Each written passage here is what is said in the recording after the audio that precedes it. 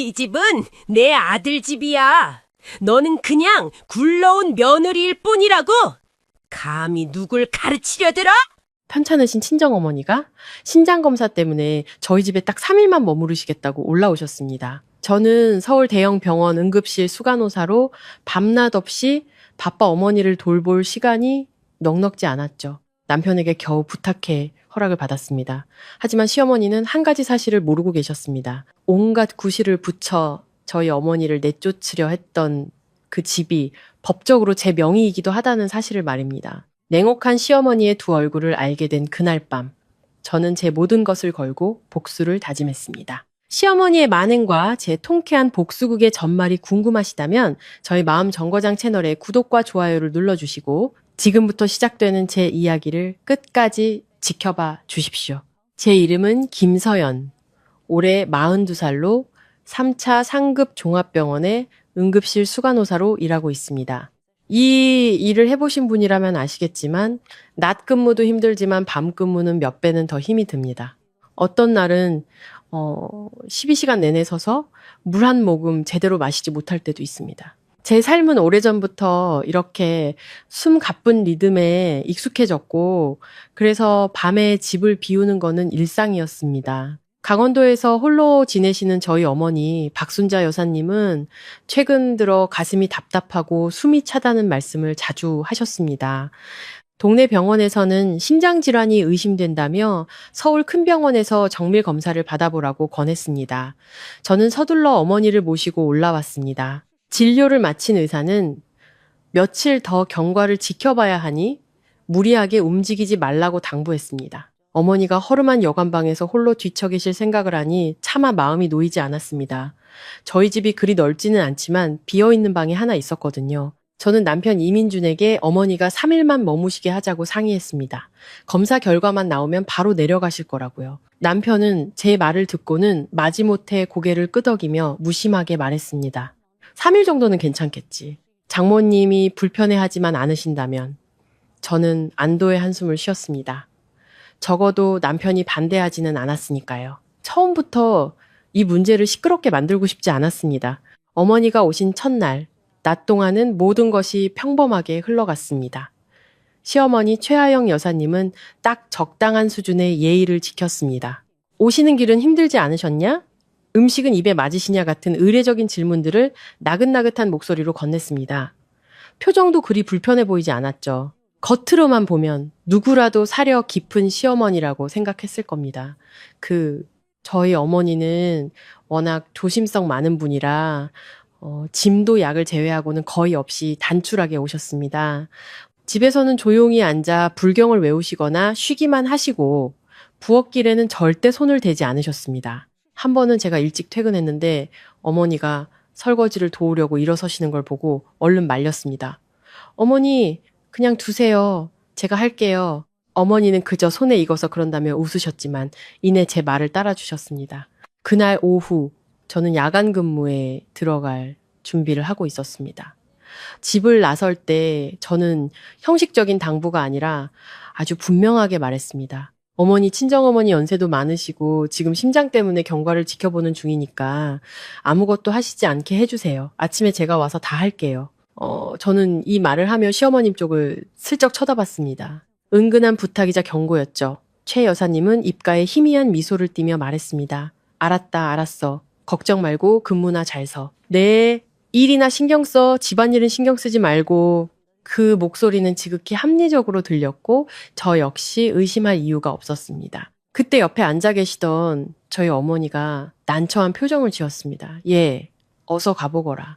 엄마는 집에서 하는 일도 없는데 뭘. 저는 어머니의 손을 잡으며 딱 며칠만 조금만 참아달라고 말씀드렸습니다. 솔직히 그때까지 저는 아무런 불길한 징조도 느끼지 못했습니다.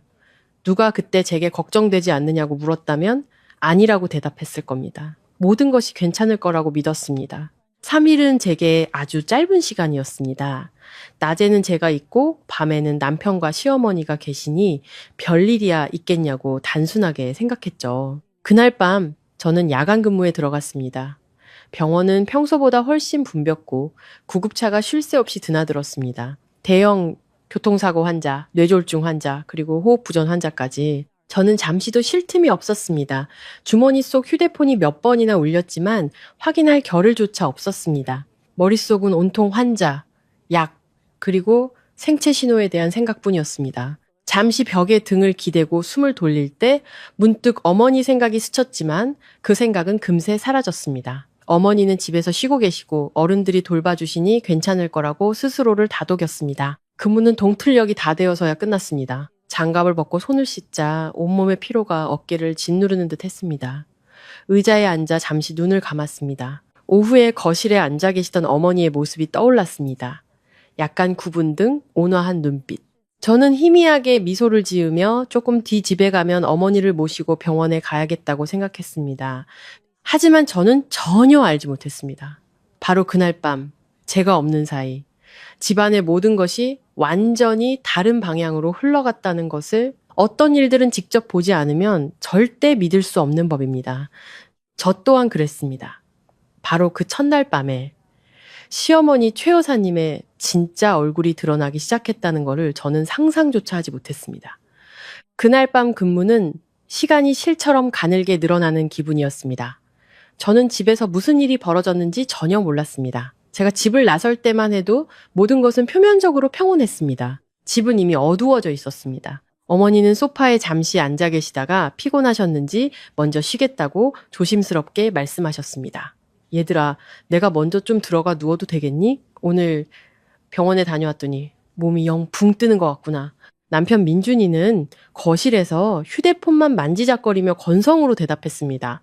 시어머니는 식탁에 앉아 아무것도 듣지 못한 사람처럼 천천히 과일을 집어먹고 있었습니다. 어머니는 주위를 한번 둘러보시더니 사실은 누구도 묻게 해서는 안 될 질문을 하셨습니다. 혹시 저기 비어있는 방에서 하룻밤만 신세져도 괜찮을까? 일찍 누워야 몸이 좀 가라앉을 것 같아서. 그건 요구가 아니었습니다. 차라리 미안함에 가까운 말이었습니다. 노인이 딸네 집에 신세지러 온 것만으로도 이미 눈치가 보이는데 잠자리까지 부탁해야 하는 심정이었을 겁니다. 최 여사님이 고개를 들었습니다. 그 순간 그녀의 눈빛은 낮과는 완전히 달랐습니다. 낮에는 예의라는 가면을 쓰고 있었지만 밤이 되자 그 가면이 벗겨져 내린 듯 했습니다. 그녀는 과일 접시를 내려놓으며 나지막하지만 싸늘한 목소리로 말했습니다. 윗방은 좁아요. 창고로 쓰는 방이라 어수선해서 불편할 텐데 여긴 호텔이 아니잖아요. 말을 마친 그녀는 제 어머니를 머리부터 발끝까지 훑어보았습니다. 그 시선은 사람을 마치 설 자리가 없는 존재처럼 느끼게 했습니다. 어머니는 순간 멈칫했습니다. 뭐라고 대답해야 할지 모르셨을 겁니다. 시골분이라 말다툼에 익숙지 않으셨고 그저 어색한 분위기를 무마하려 억지 미소를 지으셨습니다. 아, 나는 방이 비어있는 줄 알았지. 어머니의 목소리는 마치 그 말을 삼키려는 듯 낮게 가라앉았습니다. 그제야 민준이가 고개를 들었지만 누구 편을 들기 위함이 아니었습니다. 그는 중간에 낀 사람처럼 이쪽 저쪽을 보더니 상황을 피하려는 듯 무심한 한마디를 던졌습니다. 에이 엄마, 그냥 아무 데서나 주무시면 되죠. 서연이도 곧 돌아올 거고 겨우 3일인데 뭘.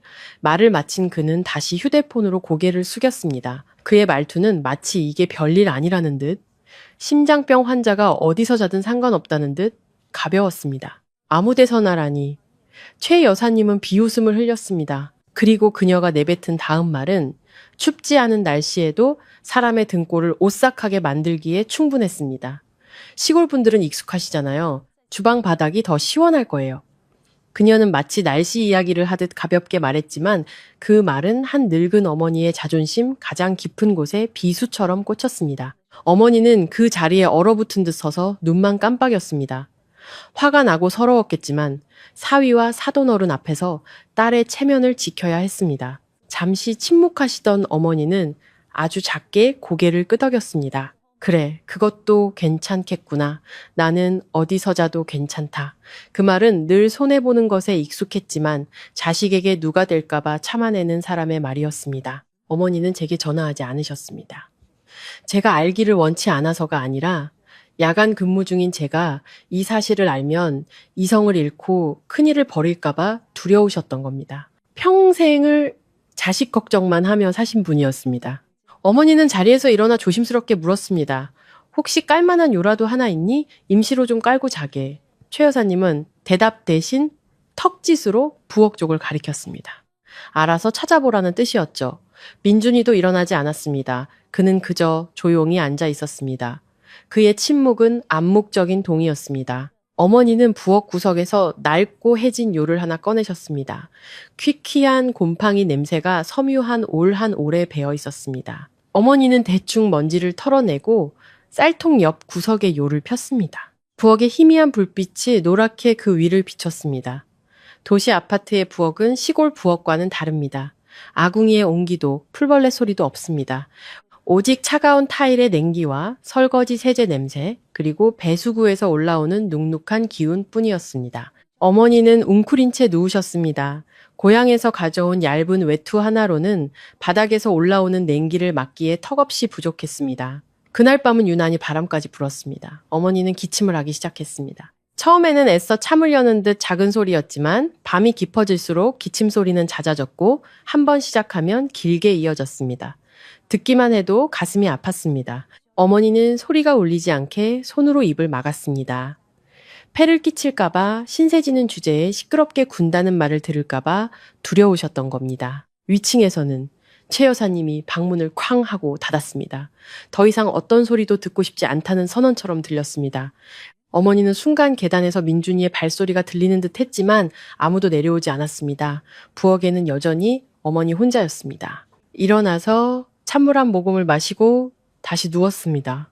차가운 타일의 냉기가 등과 어깨로 스며들었습니다. 기침할 때마다 가슴이 꽉 막혀왔고 심장이 버텨주기를 바라며 숨을 천천히 내쉬어야 했습니다. 어머니는 벽에 걸린 시계를 보셨습니다. 초침이 한 칸 한 칸 움직이는 소리가 밤의 정적 속에서 유난히 크게 들렸습니다. 우리 서연이 지금쯤 아주 바쁘겠구나. 어머니는 병원에 있는 저를 떠올리고 아픈 환자들을 생각하며 스스로를 위로했습니다. 조금만 더 참자. 3일만 지나면 된다. 서연이가 곤란해지지 않게 아침에 돌아온 딸이 집안이 평안하다고 믿게 하자. 어머니는 부엌 구석에 웅크리고 누워 텅 빈 천장을 바라보았습니다. 차갑고 하얀 천장에는 의지할 것 하나 없이 오직 인내만이 존재했습니다. 어머니는 아침이 오기를 기다렸습니다. 아침밥이나 따뜻한 방을 기다린 것이 아니었습니다. 제가 돌아오기만을 기다렸습니다. 제가 돌아오면 모든 것이 달라질 거라고 믿으셨던 겁니다. 축축한 부엌의 어둠 속에서 그 늙은 여인은 아주 단순한 믿음 하나를 붙들고 있었습니다. 내 딸은 엄마를 이렇게 오래 내버려 두지 않을 거야. 저는 동이 틀 무렵에야 집에 도착했습니다. 얼굴에서는 아직도 소독약 냄새가 났고 양손은 잦은 손세정으로 따가웠으며 발은 돌덩이를 매단 듯 무거웠습니다. 지난밤 응급실은 전쟁터 같았습니다. 쉴 틈 없이 환자들이 밀려들었습니다. 서류에 서명을 하다가 눈앞이 아찔해져 벽에 기대 그대로 잠들고 싶을 정도였습니다. 그럼에도 집에 들어서는 순간 저는 습관처럼 귀를 쫑긋 세웠습니다. 엄마이자 딸로서 집안에 무슨 일이 생겼을까봐 항상 두려웠기 때문입니다. 하지만 집안은 이상할 정도로 조용했습니다. 거실 등은 희미하게 켜져 있었지만 TV 소리는 들리지 않았습니다. 저는 어머니가 놀라실까봐 조용히 슬리퍼로 갈아 신었습니다. 제가 들어섰을 때 어머니는 이미 일어나 소파에 단정히 앉아 계셨습니다. 머리는 깔끔하게 빗어 넘기고 얼굴은 씻으셨으며 옷차림은 마치 외출 준비를 마친 사람처럼 반듯했습니다. 살짝 부은 눈과 평소보다 창백한 얼굴을 자세히 보지 않았다면 저는 어머니가 편안히 푹 주무셨다고 생각했을 겁니다. 어머니, 이렇게 일찍 일어나셨어요? 밤새 의사와 환자 가족들과 이야기하느라 목소리가 잠겨 있었습니다. 어머니는 온화하지만 어딘가 부자연스러운 미소를 지으며 말씀하셨습니다. 엄마는 일찍 일어나는 게 습관이라 시골에서도 이 시간이면 일어나거든. 어머니는 제가 신경 쓸 만한 모든 것을 피하려는 듯 가볍게 말했습니다. 그때 시어머니도 위층에서 내려왔습니다. 최 여사님은 단정한 옷차림에 머리도 곱게 빗은 아무 일도 없었다는 듯한 모습이었습니다. 그녀는 저희 어머니를 보며 예의상의 미소를 지었고 어제보다 오히려 더 친절해 보이는 목소리로 물었습니다. 사부인, 어젯밤에 잘 주무셨어요? 그 질문은 걱정하는 것처럼 들렸지만 주무셨어요? 라는 단어를 강조하는 방식에서 등골이 서늘해졌습니다.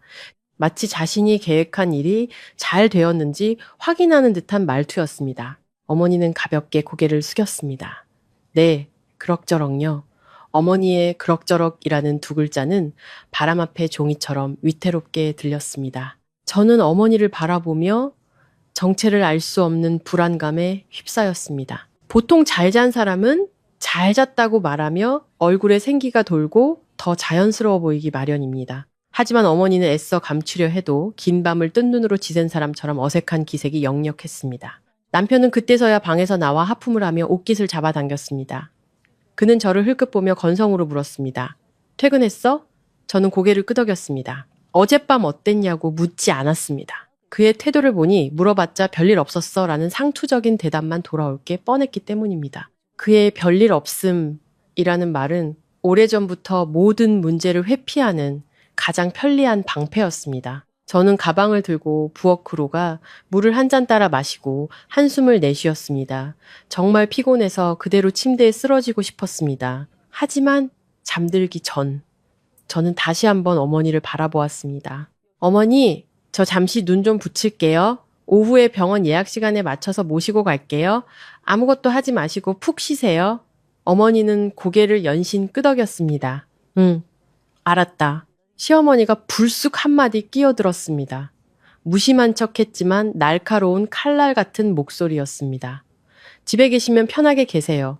할 일 있으면 좀 거들어도 되고요. 노인네가 가만히 앉아만 있으면 병나요. 저는 그녀를 돌아보며 평정심을 유지하려 애썼습니다. 그녀가 친정어머니는 신세 지는 사람이니 알아서 눈치껏 일해야 한다는 틀을 씌우려 한다는 것을 알았지만 기회를 주지 않았습니다. 저는 단호하고 분명하게 목소리를 높이진 않았지만 누구도 오해할 수 없도록 말했습니다.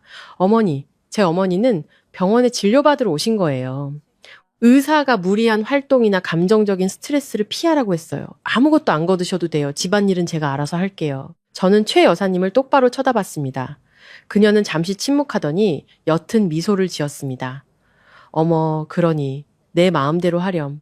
저는 방으로 들어가 옷을 갈아입고 잠을 청하려 했습니다. 하지만 문을 닫기 전 불안한 마음에 다시 거실로 나가 한마디 덧붙였습니다. 그 말은 자식으로서, 며느리로서 지극히 당연하고 상식적인 말이었습니다. 오늘 밤에도 저 근무해요. 저희 어머니 몸이 안 좋으시니 꼭 제대로 된 방에서 주무시게 해주세요. 아무 데서나 주무시게 하면 안 돼요. 저는 부탁이 아니라 통보하듯 말했습니다.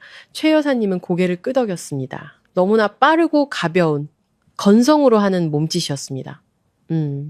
알았다. 근처에 서 있던 남편은 아무 말도 하지 않았습니다. 저는 그를 바라보며 맞아요. 어머니 같은 맞장구나 확인을 기대했지만 그는 고개를 돌려 휴대폰을 만지작거릴 뿐이었습니다. 마음 한구석이 서운했지만 시어머니도 들었으니 설마 무슨 일이야 있겠냐고 스스로를 안심시켰습니다. 방에 들어와 눕자 피로가 파도처럼 밀려왔습니다. 하지만 눈을 감을수록 아까 거실에 단정히 앉아 계시던 어머니의 모습과 그 어색했던 그럭저럭이라는 말이 귓가에 맴돌았습니다. 아마 낯선 집이라 잠을 설쳤을 거라고 노인분들이 서울에 오시면 종종 그러신다고 애써 생각했습니다. 오후에 어머니를 모시고 병원에 가야 하니 억지로 잠을 청했습니다. 점심 무렵 목이 말라 잠에서 깼습니다.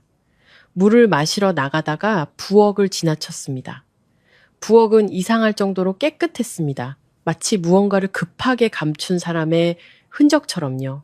저는 무심코 주위를 둘러보다가 쌀통 뒤쪽 구석에 시선이 멈췄습니다. 무언가 급하게 쑤셔 넣은 듯 낡은 요의 끝자락이 살짝 삐져나와 있었습니다. 반듯하게 개어지지 않은 마치 허둥지둥 치운 듯한 모습이었습니다. 저는 그 자리에 멈춰 섰습니다. 심장이 한 박자 빠르게 뛰었습니다. 왜 집에 저런 낡은 요가 저렇게 숨겨져 있는지 이해할 수 없었습니다. 요를 둘 곳이 없는 집도 아니었는데요. 저는 손을 뻗어요 끝을 살짝 만져보았습니다.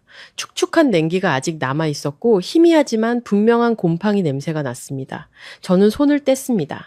아무 말도 하지 않았습니다. 다만 등골을 타고 싸늘한 기운이 흘렀습니다. 불길한 예감이었습니다. 아까 분명히 오늘 밤에는 어머니를 제대로 된 방에서 모시라고 말했습니다. 시어머니도 고개를 끄덕였고요. 그렇다면 이 요는 어젯밤 어디에 있었으며 누가 이 위에서 잔 걸까요? 저는 고개를 돌려 거실 쪽을 보았습니다.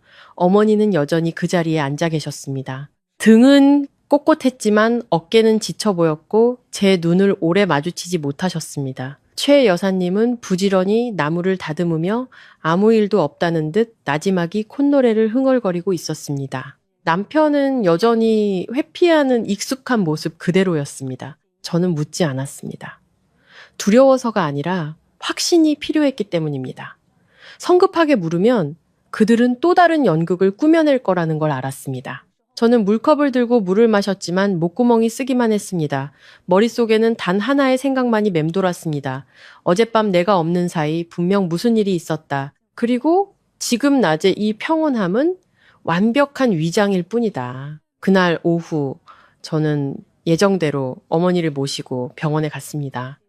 의사는 검사 결과를 다시 확인하고는 어머니의 심박이 불안정하니 절대 몸을 차게 하거나 축축한 바닥에서 자면 안 되고 식사 시간을 잘 지키며 특히 스트레스를 받지 않도록 주의해야 한다고 신신당부했습니다. 그 말을 듣는 제 마음은 타들어가는 듯 했습니다. 어머니는 계속 고개를 끄덕이며 네 하고 대답하셨지만 저는 노인분들이 자식에게 폐가 될까봐 괜찮다고 참는다는 것을 잘 알고 있었습니다. 집으로 돌아오는 길 점심때 부엌에서 봤던 축축하고 차가운 요 끝자락이 계속 마음에 걸렸습니다. 어머니께 여쭤보고 싶었지만 피곤해 보이는 얼굴을 보니 차마 입이 떨어지지 않았습니다.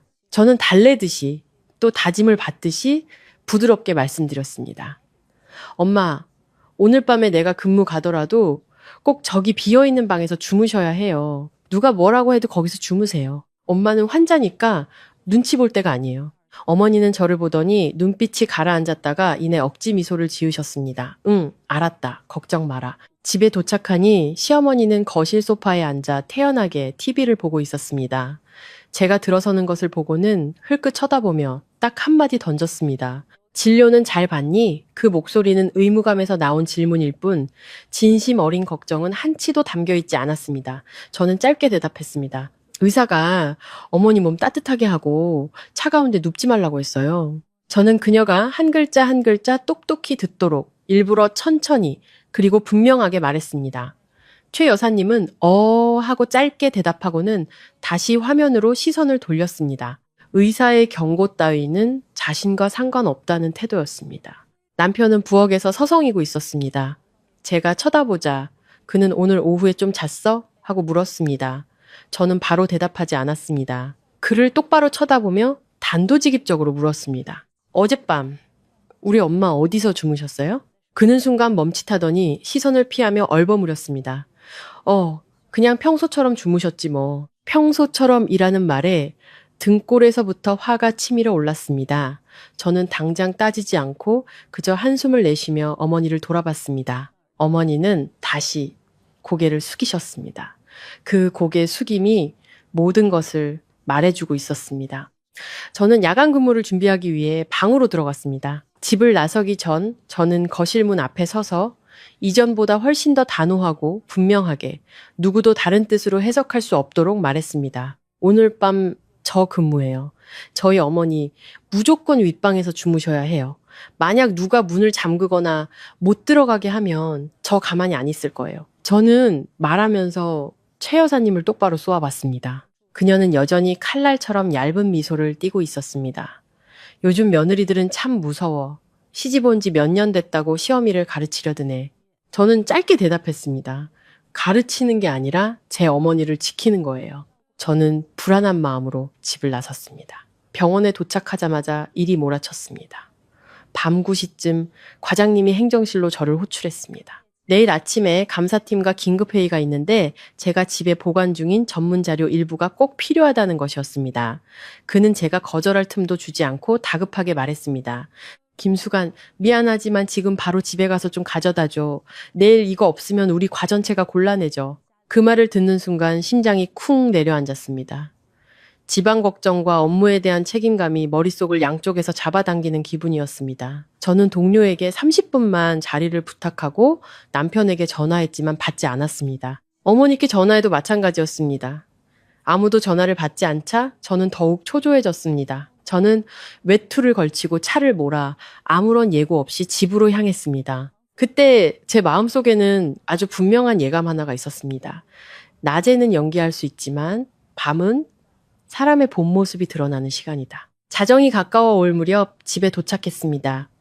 집은 칠흑같이 어두웠고 골목 밖 가로등 불빛만이 희미하게 새어 들어오고 있었습니다. 대문은 잠겨 있지 않았지만 현관문은 살짝 닫혀 있었습니다.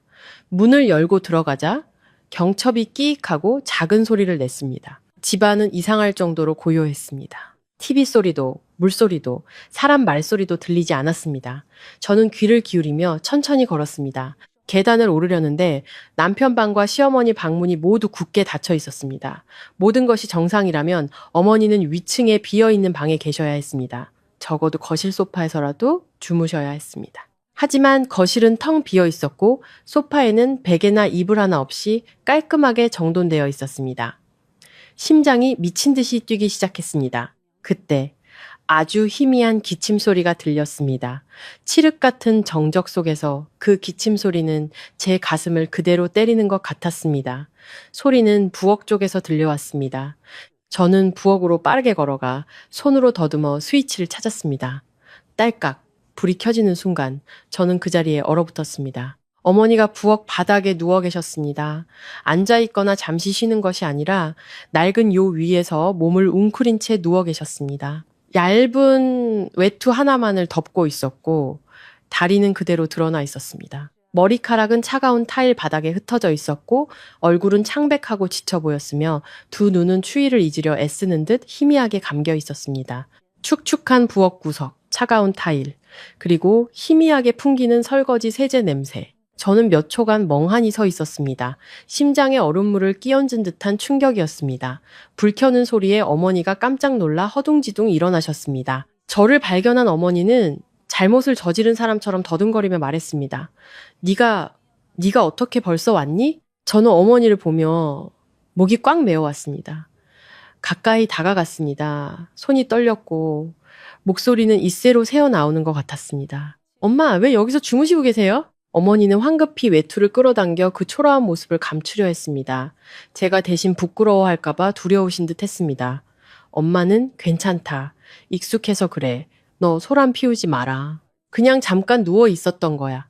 어머니는 제 시선을 피하며 빠르게 말했습니다. 어머니가 피할수록, 잠깐이라고 말할수록 이것이 처음이 아니라는 것을 직감할 수 있었습니다. 저는 부엌을 둘러보았습니다.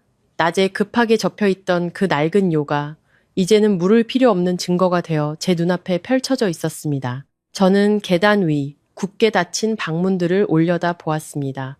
분노와 슬픔이 뒤섞인 감정이 속에서부터 들끓었습니다. 누구도 이게 자발적인 선택이었다고 말할 수는 없을 겁니다. 방금 병원 진료를 마친 심장병 환자, 의사가 몸을 따뜻하게 하라고 신신당부한 노인을 한밤중에 차가운 부엌 바닥에 눕게 한 것. 이것이 고의가 아니라면 대체 무엇이란 말입니까? 저는 몸을 숙여 어머니를 부축해 일으켰습니다. 어머니의 손은 얼음장처럼 차가웠습니다. 저는 제 손이 아플 정도로 어머니의 손을 꽉 쥐었습니다. 울지도, 소리치지도 않았습니다. 하지만 머릿속에는 칼로 새긴 듯 분명한 단 하나의 생각만이 존재했습니다. 더 이상 침묵할 수 없다. 저는 어머니를 부엌 밖으로 부축해 소파에 앉혀드렸습니다. 차가운 타일 바닥 위에 낡은 요를 마지막으로 한번 쳐다본 뒤 곧장 위층으로 향했습니다. 계단 한 칸 한 칸이 천근만근처럼 무거웠습니다. 더 이상 물어볼 필요가 없었습니다. 저는 이미 충분히 봤습니다. 그리고 이번에는 시어머니든 남편이든 누구도 별일 아니야 라는 말로 이 상황을 덮어버리게 두지 않을 작정이었습니다. 제 마음은 불타는 것 같았습니다. 충동적인 분노가 아니었습니다. 자신의 어머니가 가장 치욕적인 상황에 내몰린 것을 목격한 사람의 분노였습니다. 저는 곧장 시어머니의 방문으로 향했습니다. 문은 굳게 닫혀 있었습니다. 저는 망설임 없이 문을 세차게 3번 두드렸습니다. 어머니, 문 좀 여세요. 드릴 말씀이 있어요. 안에서 부스럭거리는 소리가 들렸습니다. 잠시 후 문이 살짝 열리고 최 여사님이 얼굴을 내밀었습니다. 머리는 아직 묶은 채였고 막 잠에서 깬 듯 눈을 가늘게 뜨고 있었지만 눈빛만은 또렷했습니다. 그녀는 여전히 가증스러운 놀라움을 연기했습니다.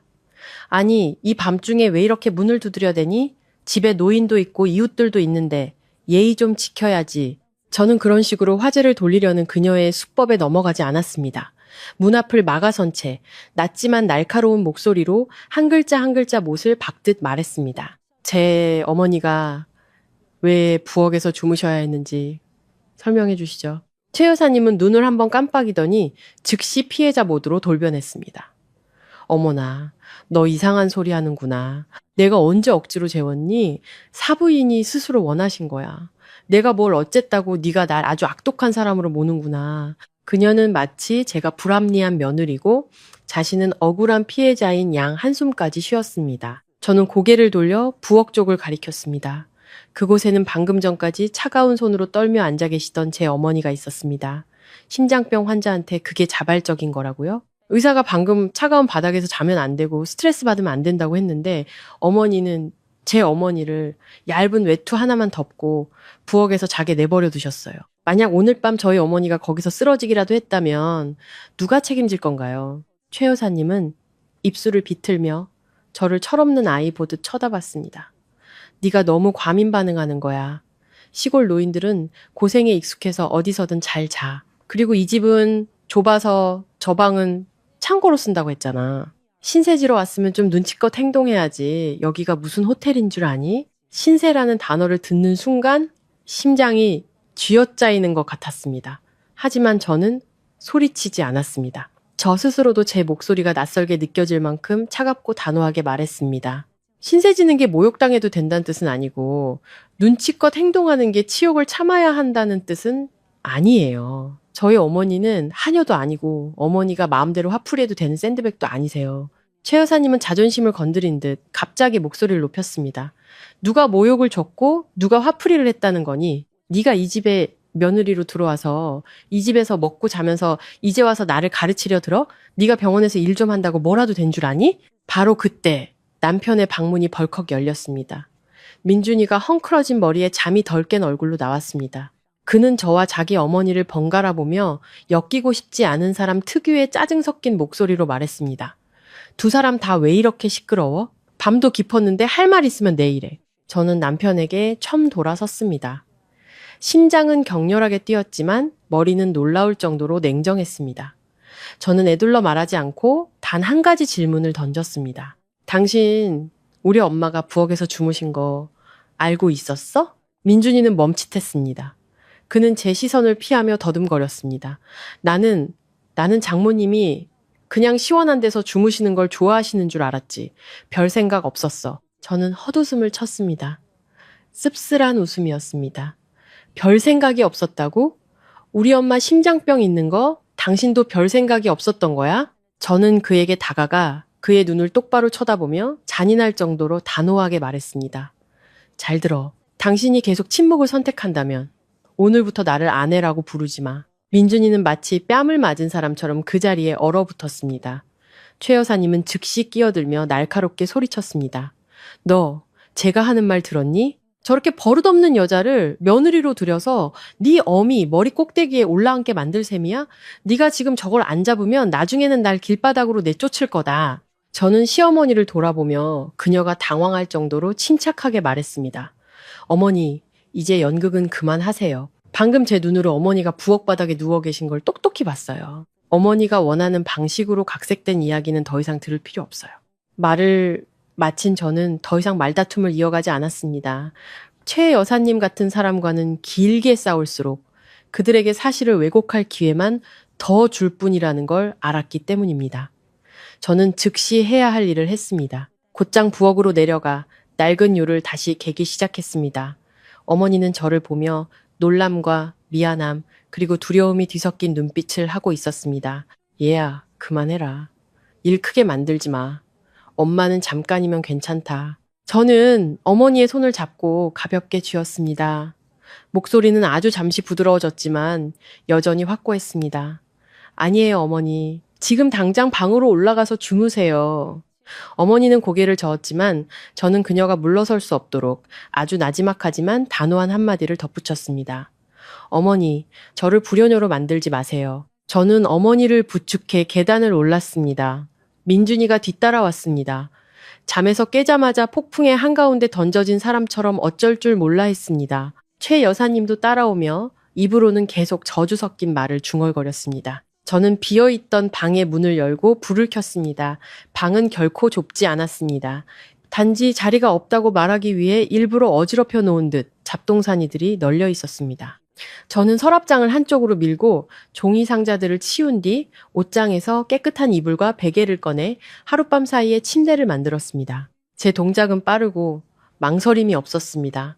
이미 오래전에 결심한 사람처럼 움직였습니다. 어머니는 눈시울이 붉어진 채 저를 바라보고 있었습니다. 서연아, 저는 어머니를 침대에 앉혀드리고 이불을 가슴까지 끌어올렸습니다. 어머니, 편히 누워 계세요. 제가 여기 있을게요. 저는 남편을 돌아봤습니다. 당신, 가서 따뜻한 물 좀 떠와.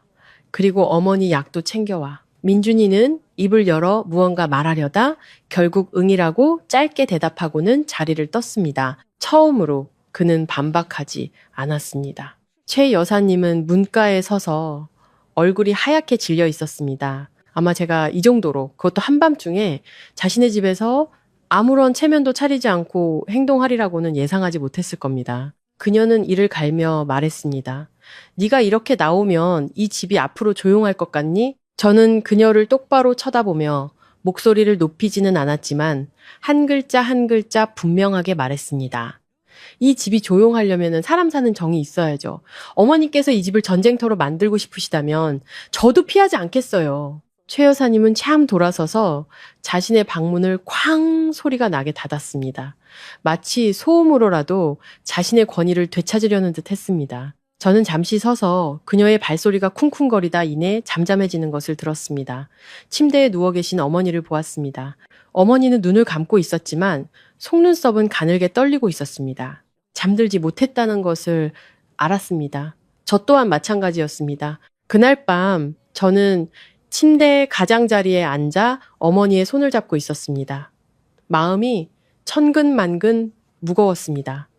제가 이겼다고 생각하지 않았습니다. 그저 아팠습니다. 어머니가 그런 일을 겪으셔야 했다는 사실이, 남편이 침묵했다는 사실이 아팠습니다.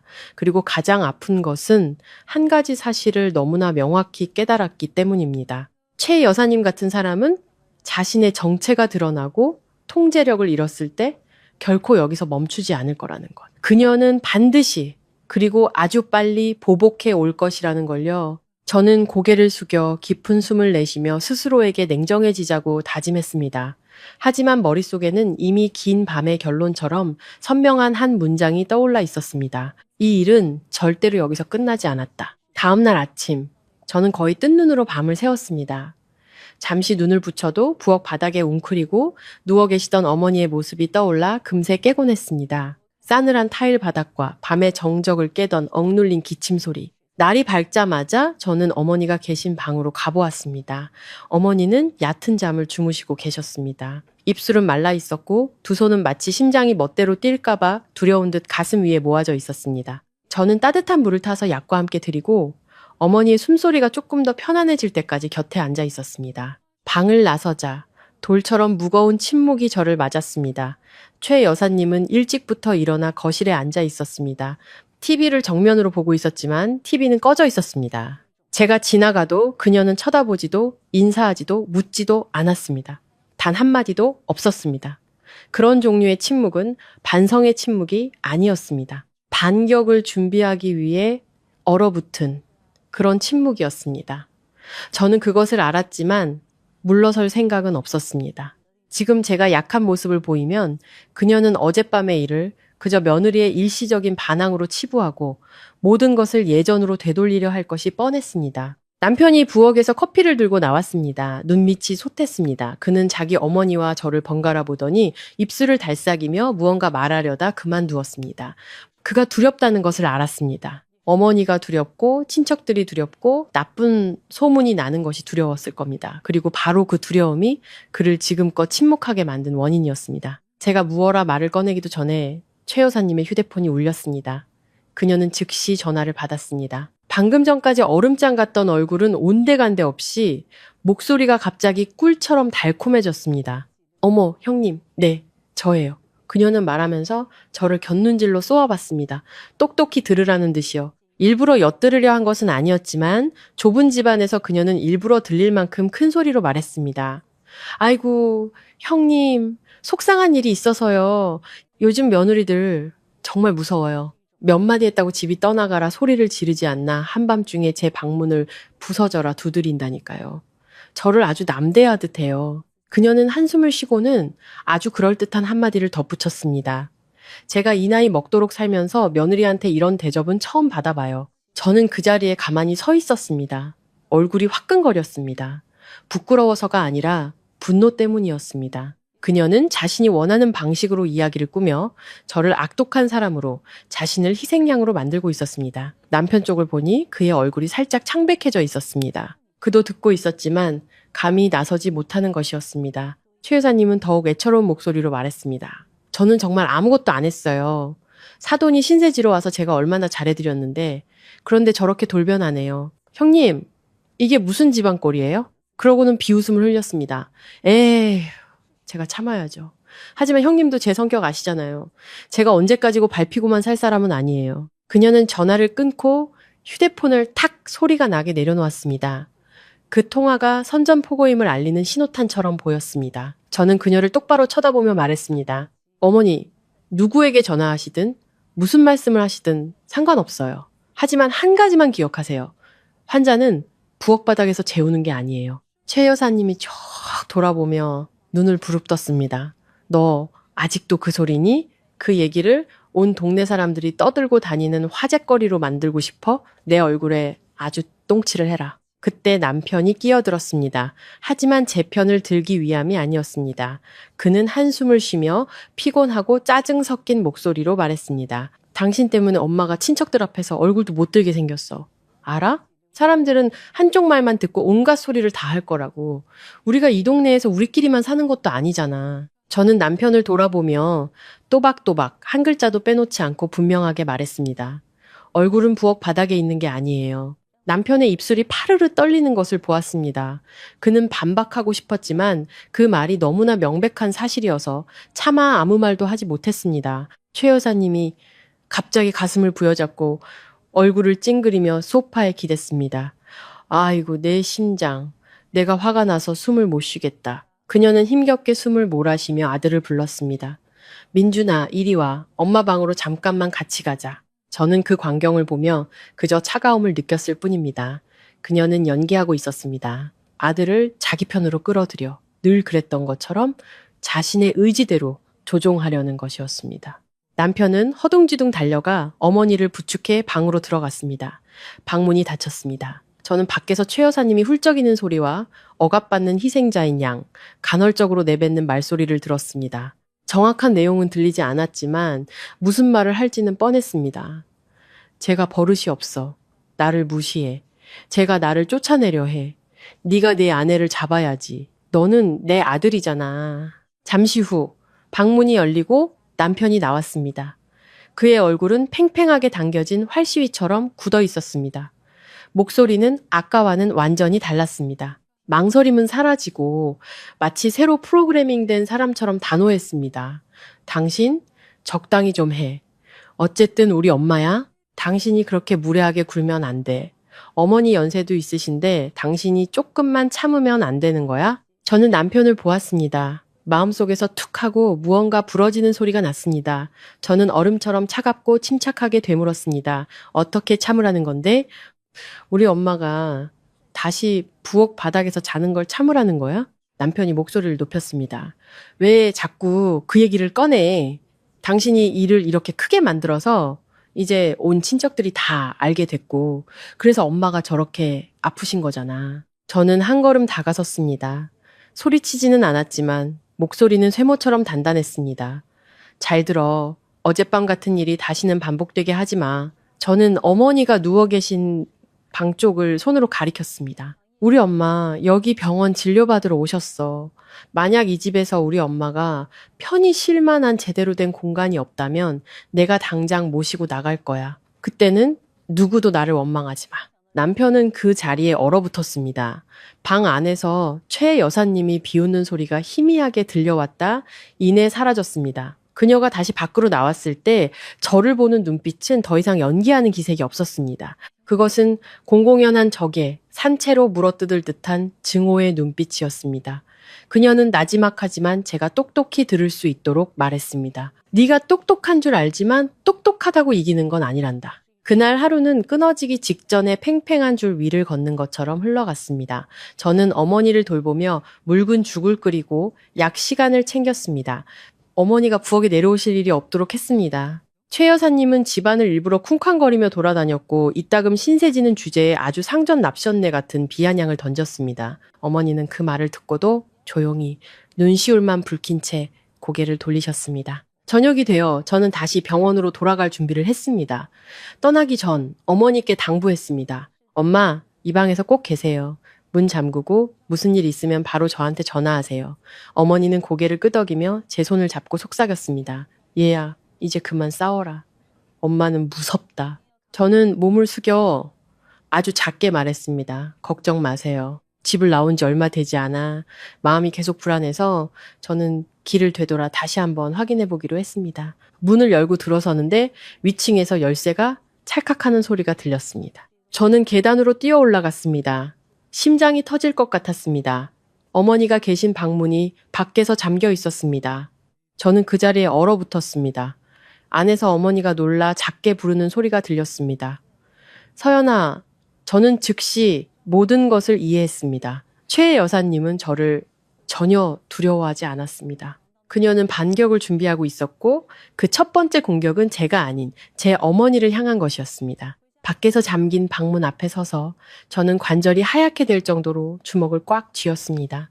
안에서 들려오는 어머니의 목소리는 작고 떨렸습니다. 서연아, 그 한마디 부름에 제 안에 모든 것이 폭발했습니다. 저는 문을 세차게 두드리며 외쳤습니다. 문 여세요! 누가 문을 잠갔어요? 아무런 대답이 없었습니다. 저는 아래층으로 달려 내려갔습니다. 심장이 미친 듯이 뛰었습니다. 남편을 부르며 뛰어 내려갔습니다. 민준 씨! 당장 올라와서 문 열어! 남편이 부엌에서 나왔습니다. 살기등등한 제 모습을 보고 얼굴이 하얘졌습니다. 당신 왜 그래? 저는 위층을 가리켰습니다. 우리 엄마가 방에 갇혔어. 당신, 이게 어떻게 된 일인지 설명해. 민준이는 당황하며 마치 지시를 기다리는 사람처럼 자기 어머니의 방문 쪽을 힐끔거렸습니다. 바로 그때 최 여사님이 방에서 나왔습니다. 아주 당연한 일을 한 사람처럼 태어난 모습이었습니다. 그녀는 저를 보고 옅은 미소를 지었습니다. 내가 잠갔다. 사부인 편히 주무시라고. 노인네가 자는데 자꾸 문 열고 들락거리면 놀라시잖아. 저는 차갑게 웃었습니다. 편히 주무시라고 밖에서 문을 잠가요? 어머니, 제 어머니를 대체 뭐라고 생각하시는 거예요? 최 여사님은 어깨를 으쓱했습니다. 네가 너무 예민한 거야. 말했잖아.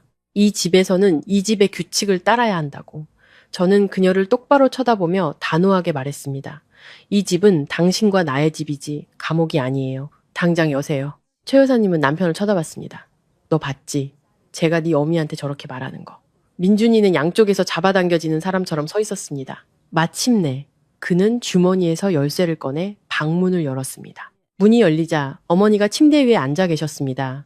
얼굴은 하얗게 질려 있었고 눈에는 공포가 가득했습니다. 저를 안심시키려 애써 웃으셨지만 그 미소는 제 가슴을 더욱 아프게 했습니다. 저는 더 이상 말다툼하지 않았습니다. 어머니를 부축해 아래층으로 내려와 외투를 챙겨드리며 단호하게 말했습니다.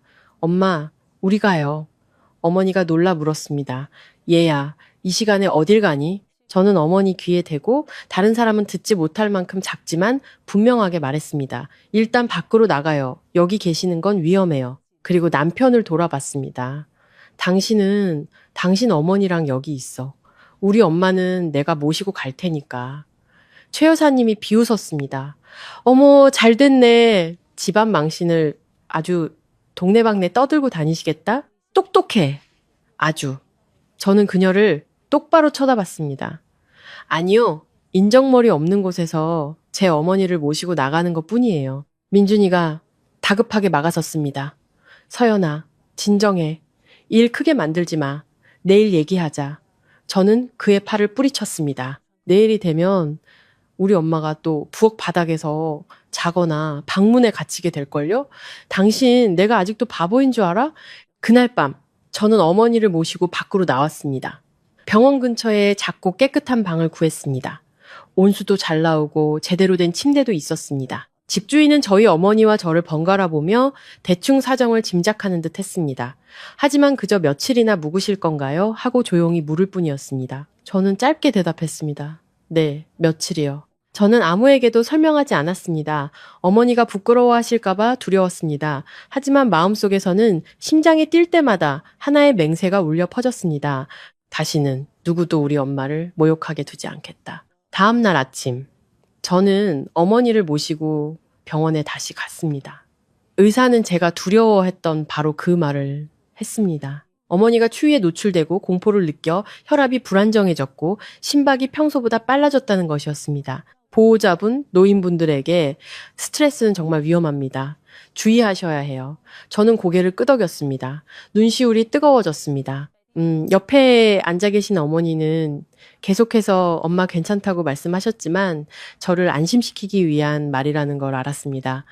어머니를 방으로 모셔다 드리고 나오는데 휴대폰이 울렸습니다. 민준이었습니다. 그의 목소리는 다급했습니다. 당신, 당장 집으로 와!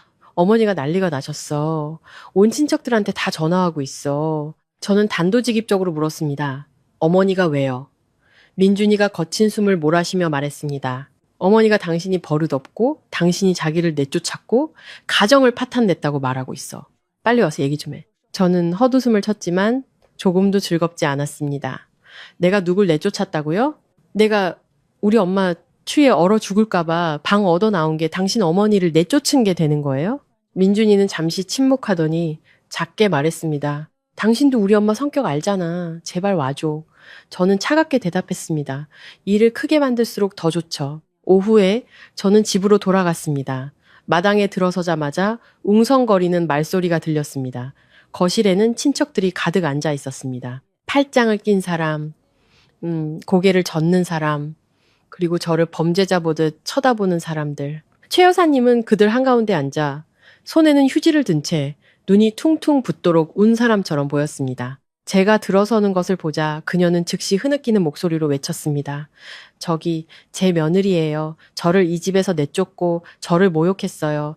한 고모님이 저를 돌아보며 따지는 듯한 목소리로 말했습니다. 서연아, 네가 어떻게 그럴 수 있니?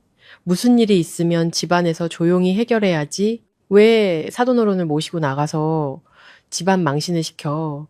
제가 입을 열기도 전에 최 여사님이 말을 가로챘습니다. 연기는 실로 대단했습니다.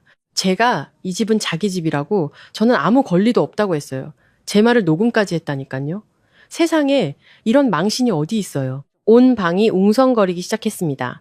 남편은 구석에 서서 얼굴이 굳어 있었습니다. 그는 저를 보며 애원하는 듯한 눈빛을 보냈습니다. 제발 뭐라고 말 좀 해봐. 하지만 저는 서두르지 않았습니다. 저는 방 한가운데 똑바로 섰습니다. 수십 개의 눈초리가 저를 꿰뚫는 것 같았습니다. 최 여사님의 수법을 알았습니다.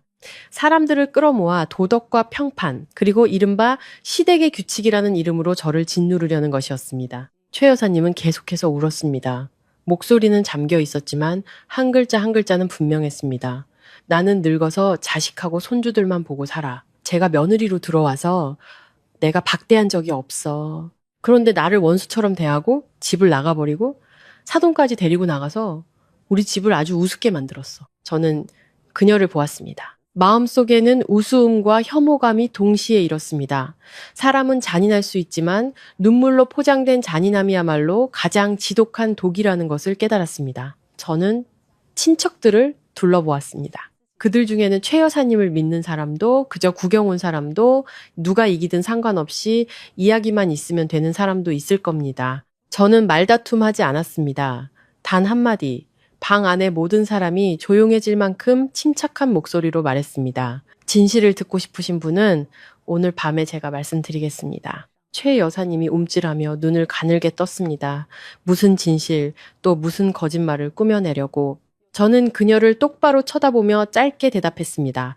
거짓말은 필요 없어요. 진실은 그 자체로 충분히 무거우니까요. 저는 남편을 돌아보며 그가 그 자리에 얼어붙게 만드는 한마디를 던졌습니다. 당신도 거기 있었고, 당신도 들었고, 당신도 봤어. 오늘 밤 당신은 진실의 편에 설 거야? 아니면 두려움의 편에 설 거야? 그 순간 제 주머니에 무엇이 들어있었는지 아무도 몰랐지만 저는 분명히 알았습니다. 최 여사님은 스스로 무대를 만들었고 그 무대 위에서 가장 먼저 넘어질 사람은 바로 그녀 자신이라는 것을요. 그날 저녁, 저는 어머니가 계신 방으로 바로 돌아가지 않았습니다. 어머니를 일찍 모셔다 드리고 문을 잘 잠그고 쉬시라고 당부한 뒤 약속대로 시댁으로 돌아갔습니다. 누군가 친척들까지 총동원해서 자신을 심판하려 할 때 그것은 여론으로 입을 막으려는 수작이라는 것을 알았습니다. 제가 침묵하면 제가 잘못한 것이 되고 제가 반박하면 제가 버릇없는 것이 될 겁니다. 그래서 저는 세 번째 방법을 선택했습니다. 진실을 말하는 것, 정확한 타이밍에 모든 사람 앞에서 누구도 더 이상 왜곡할 수 없도록 말하는 것이었습니다. 그날 밤 시댁은 초상집처럼 불이 환했습니다. 거실은 사람들로 가득 차 앉을 자리도 없이 서 있거나 문에 기댄 채 해바라기 씨를 까먹으며 웅성거리고 있었습니다. 저는 긴 인사 없이 예의상 가볍게 고개만 숙이고는 방 한가운데 똑바로 섰습니다. 최 여사님은 중앙 소파에 앉아 있었습니다. 얼굴은 붉고 눈은 부어 있었지만 저를 보는 눈빛은 제 얼굴을 찢어버릴 듯 날카로웠습니다. 남편은 구석에 서서 주먹을 꽉 쥔 채 저와 자기 어머니를 번갈아 보았습니다. 명백히 양쪽에서 갈기갈기 찢기는 중이었습니다. 한 고모님이 먼저 입을 열었습니다. 타이르는 듯하면서도 위협하는 듯한 목소리였습니다. 서연아, 네가 오늘 밤 진실을 말하겠다고 했으니 어디 한번 말해봐라. 대신 똑바로 말해. 이 집안 망신시키지 말고. 저는 고개를 끄덕였습니다. 네, 똑바로 말씀드리겠습니다. 저도 누구든 망신당하는 걸 원치 않습니다. 하지만 제 어머니가 목숨을 잃는 것은 더더욱 원치 않습니다. 방 안에 잠시 정적이 흘렀습니다. 최 여사님이 비웃음을 터뜨렸습니다. 어머나, 또 연극 시작이네. 아주 똑똑해. 내가 사람이라도 죽인 것처럼 말하는구나. 저는 그 말에 대꾸하지 않았습니다.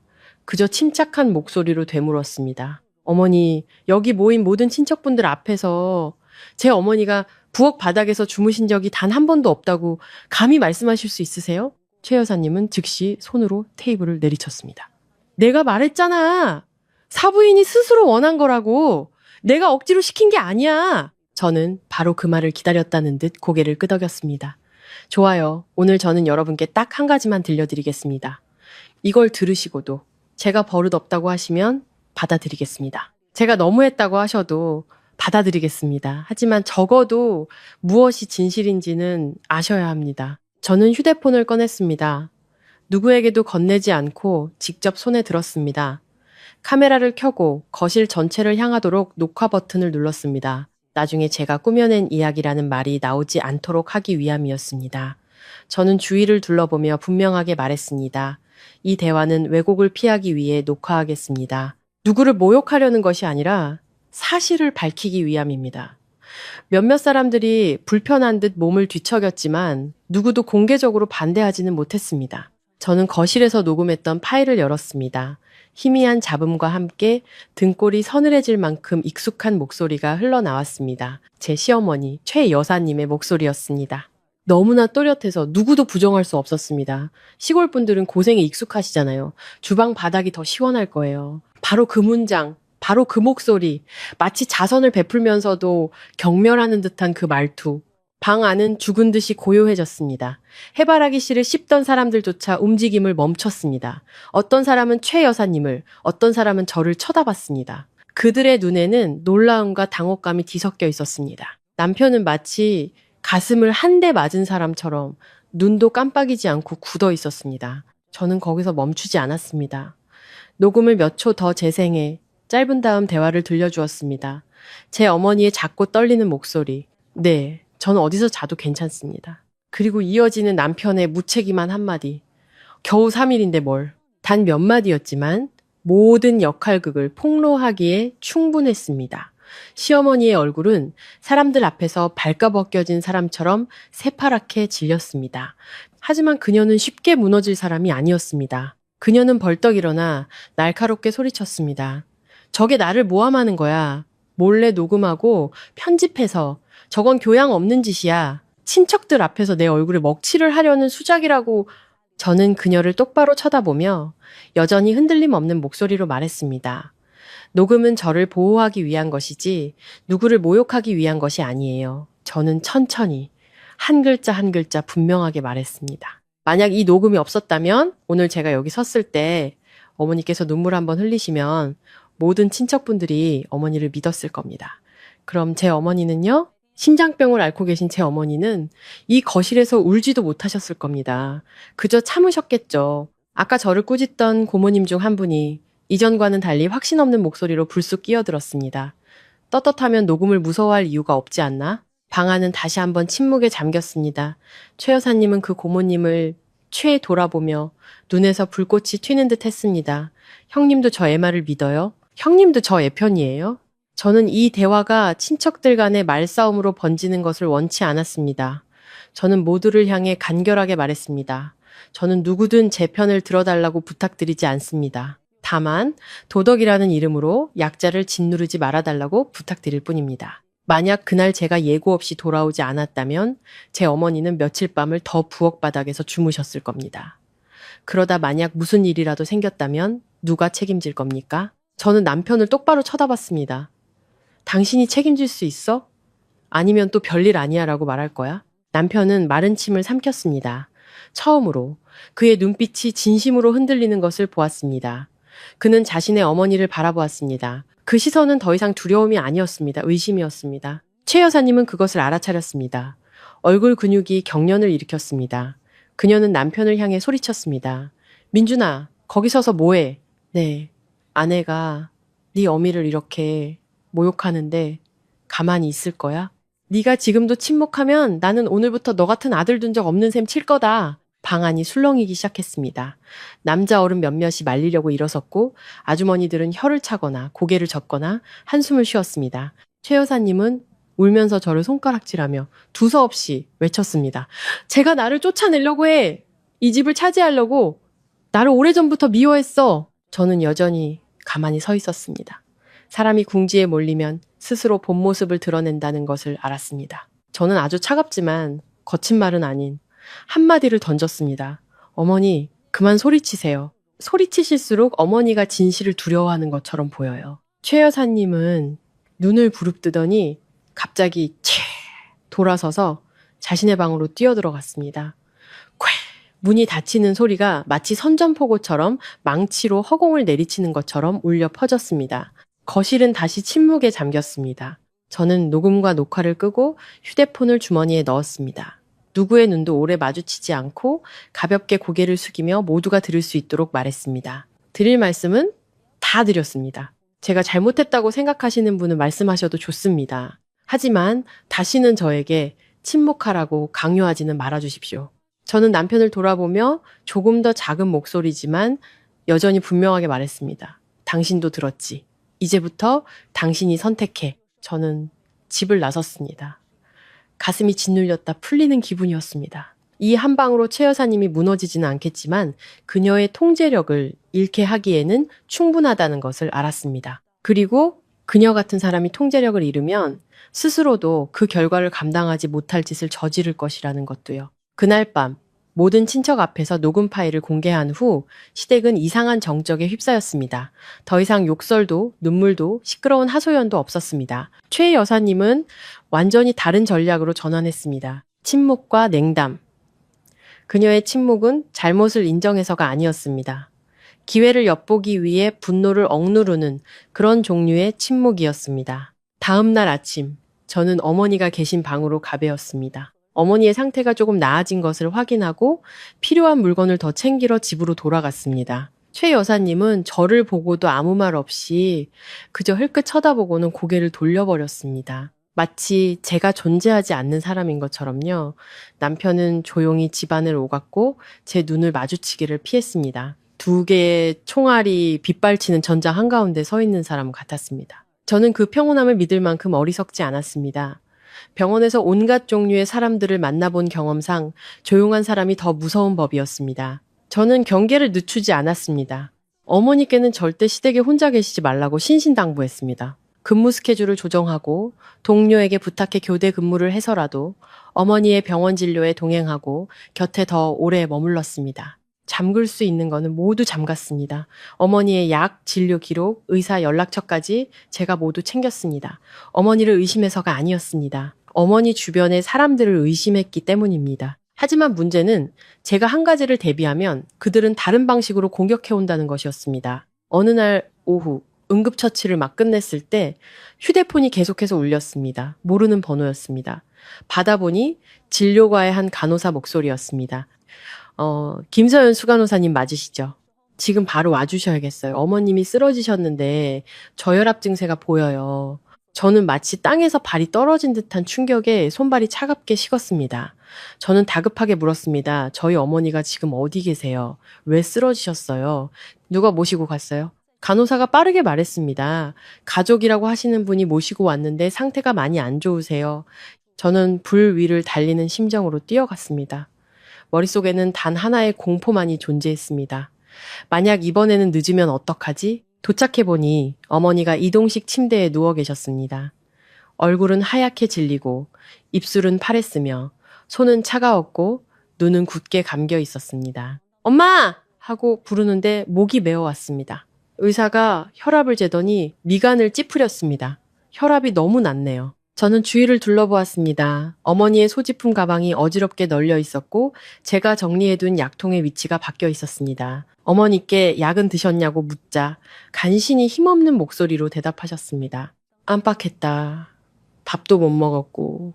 그 끊어지는 한마디에 소름이 돋았습니다. 저는 간호사에게 물었습니다. 누가 저희 어머니를 모시고 왔나요? 간호사가 문 밖을 가리켰습니다. 어떤 아주머니가 밖에서 기다리고 계세요. 이웃이라고 하시더라고요. 밖으로 나가보니 50대쯤 되어 보이는 여성이 걱정스러운 얼굴로 서 있었습니다. 시댁 근처 골목 어귀에서 작은 가게를 하시는 이웃 아주머니였습니다. 그녀는 저를 보자 한쪽으로 끌고 가 겁먹은 목소리로 작게 말했습니다. 서연 씨, 내가 남의 집 일에 끼어들고 싶진 않았는데 할머니가 너무 안 돼 보여서요. 오늘 점심때 죽이라도 좀 갖다 드리려고 갔더니 최 여사님이 노인네는 많이 먹으면 병나니까 주지 말라고 하더라고요. 약도 많이 먹으면 간 나빠진다고 하고요. 그 말을 듣는데 내가 다 등골이 오싹하더라니까요. 저는 그 자리에 얼어붙었습니다.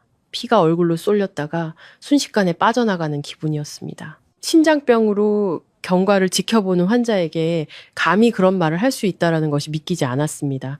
저는 다급하게 물었습니다. 아주머니, 확실한가요? 똑똑히 들으신 거 맞죠? 그녀는 연신 고개를 끄덕였습니다.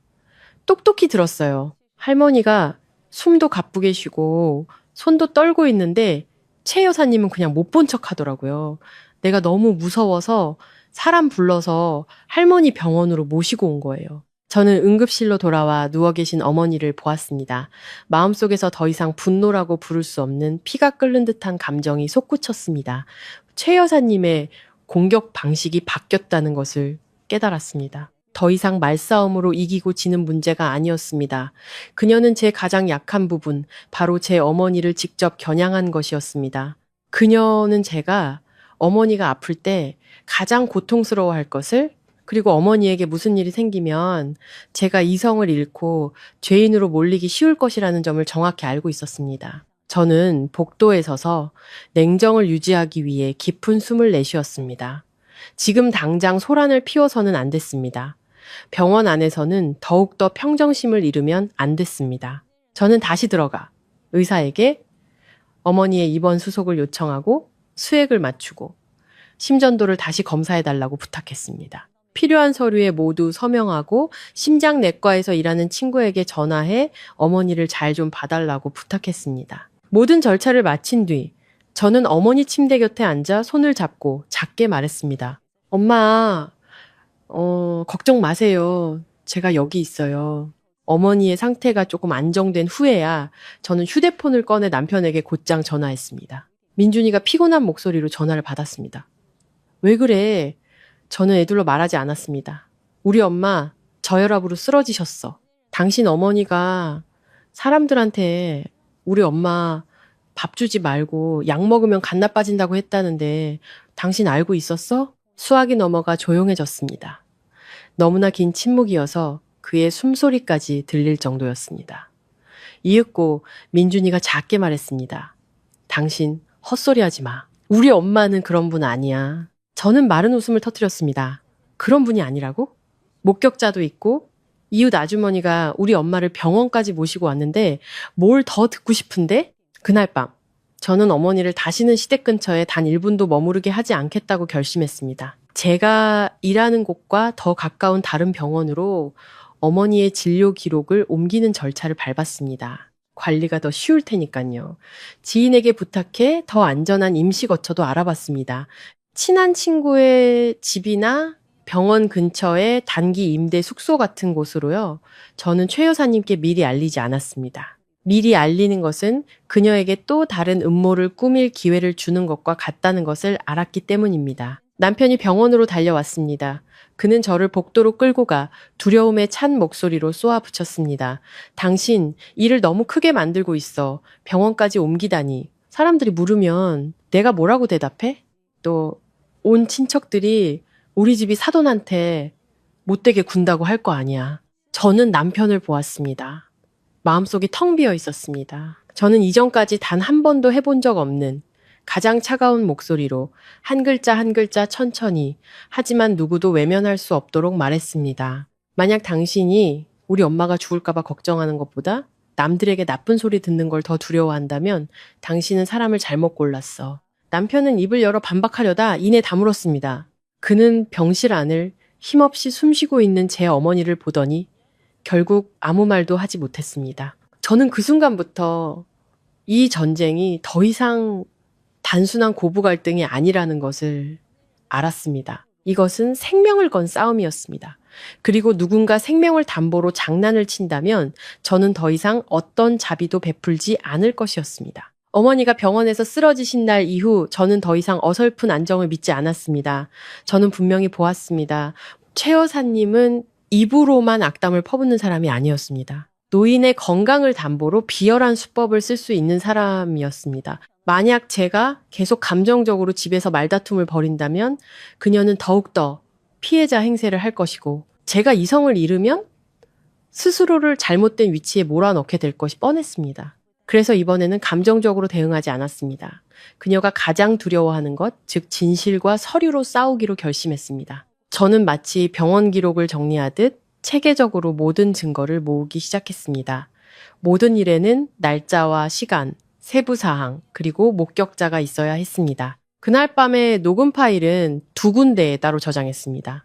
하나는 휴대폰에, 다른 하나는 이메일로 보내두었습니다. 관련된 문자 메시지, 특히 최 여사님이 신세지는 주제에 눈치껏 행동해라. 이 집은 규칙이 있다고 애둘러 말했던 내용들을 모두 캡처했습니다. 그리고 어머니를 병원으로 모셔다 주신 이웃 아주머니께 다시 전화해 그날의 상황과 들었던 말을 다시 한번 확인하고 구체적으로 메모해 두었습니다. 지금 당장 서명을 받거나 하지는 않았습니다. 그저 그녀가 명확히 기억해 주는 것만으로도 나중에 증인의 말이 필요할 때 큰 힘이 될 것이기 때문입니다. 다음날 근무 중 저는 병원의 법률 자문을 몇 번 도와준 적이 있는 광수 씨라는 변호사를 만났습니다. 저는 길게 하소연하지 않고 핵심만 말했습니다. 변호사님, 만약 집안에서 어르신이 부당한 대우를 받을 경우 법적으로 보호받을 수 있나요? 그리고 집이 부부 공동명의일 때 시어머니가 집안의 모든 것을 마음대로 결정할 권리가 있나요? 광수 씨는 저를 잠시 보더니 말했습니다. 서연 씨, 진정하고요. 이건 2가지 다른 문제입니다. 하나는 거주권 문제고 다른 하나는 노인 학대 행위예요. 만약 명확한 증거가 있다면 서연 씨 어머니를 보호할 법적 근거는 충분합니다. 저는 그가 저에게 앉아서 메모하라고 할 정도로 자세하게 물었습니다. 사람들이 흔히 논점을 흐리는 작은 부분까지 파고들었습니다. 만약 시어머니가 저희 어머니가 자발적으로 했다고 주장하면 어떻게 되죠? 광수 씨가 단호하게 대답했습니다. 환자나 사회적 약자의 경우 심리적으로 압박받는 상황에서의 자발적인 선택은 더 이상 자발적인 것으로 보지 않습니다. 증거와 증인이 필요해요. 지금 서연 씨가 하고 있는 방식이 맞습니다. 그 말을 듣고 나니 마치 누군가 제 손에 찻을 쥐어준 기분이었습니다. 적어도 저는 더 이상 뒤엉킨 도덕 논리 속에서 혼자가 아니었습니다. 그날 밤 저는 필요한 물건을 더 챙기러 시댁으로 갔습니다. 혼자 가지 않았습니다. 어머니가 입원했을 때 옆에 있어줬던 친한 동료 언니와 함께 갔습니다. 그녀가 대신 싸워줄 필요는 없었습니다. 그저 모든 상황이 왜곡되지 않도록 제 곁에 증인으로서 있어주기만 하면 됐습니다. 마당에 들어서자마자 최 여사님이 문 앞에 팔짱을 낀 채 서 있었습니다. 그녀의 시선은 제 머리부터 발끝까지 훑었습니다. 그녀는 빈정거리는 목소리로 말했습니다. 또 짐 가지러 왔니? 언제까지 이렇게 소란을 피울 셈이야? 저는 그 말에 대꾸하지 않고 필요한 용건만 말했습니다. 어머니 짐이랑 진료 서류 몇 가지 챙겨서 바로 갈게요. 최 여사님이 비웃음을 터뜨렸습니다. 똑똑해. 내 엄마 데리고 나가더니 이제 와서 아주 주인 행세네. 저는 그녀를 보며 아주 침착하게 말했습니다. 네, 맞아요. 저도 이 집 주인이에요. 적어도 공동 주인은 되죠. 말을 마친 저는 곧장 침실로 들어가 서류를 찾기 위해 옷장을 열었습니다. 최 여사님이 뒤따라오며 더욱 신랄한 목소리로 쏘아붙였습니다. 주인, 꿈깨. 이 집은 내 아들 집이야. 너는 그냥 걔 아내일 뿐이라고. 병원에서 일 좀 한다고 네가 뭐라도 된 줄 알아? 저는 여전히 고개를 들지 않았습니다. 서류철 하나를 꺼냈습니다.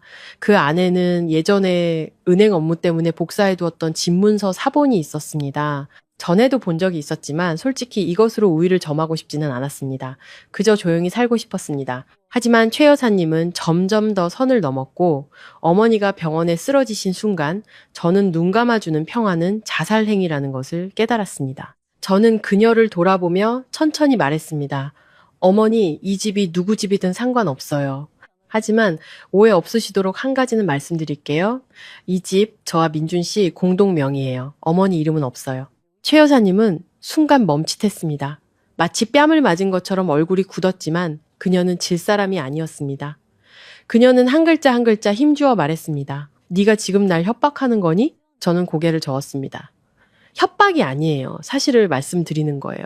그리고 이것도 말씀드릴게요. 저는 더 이상 어머니가 마음대로 문을 잠그거나 어르신을 정신적으로 학대하거나 약물 치료에 개입하는 것을 그냥 두지 않을 거예요.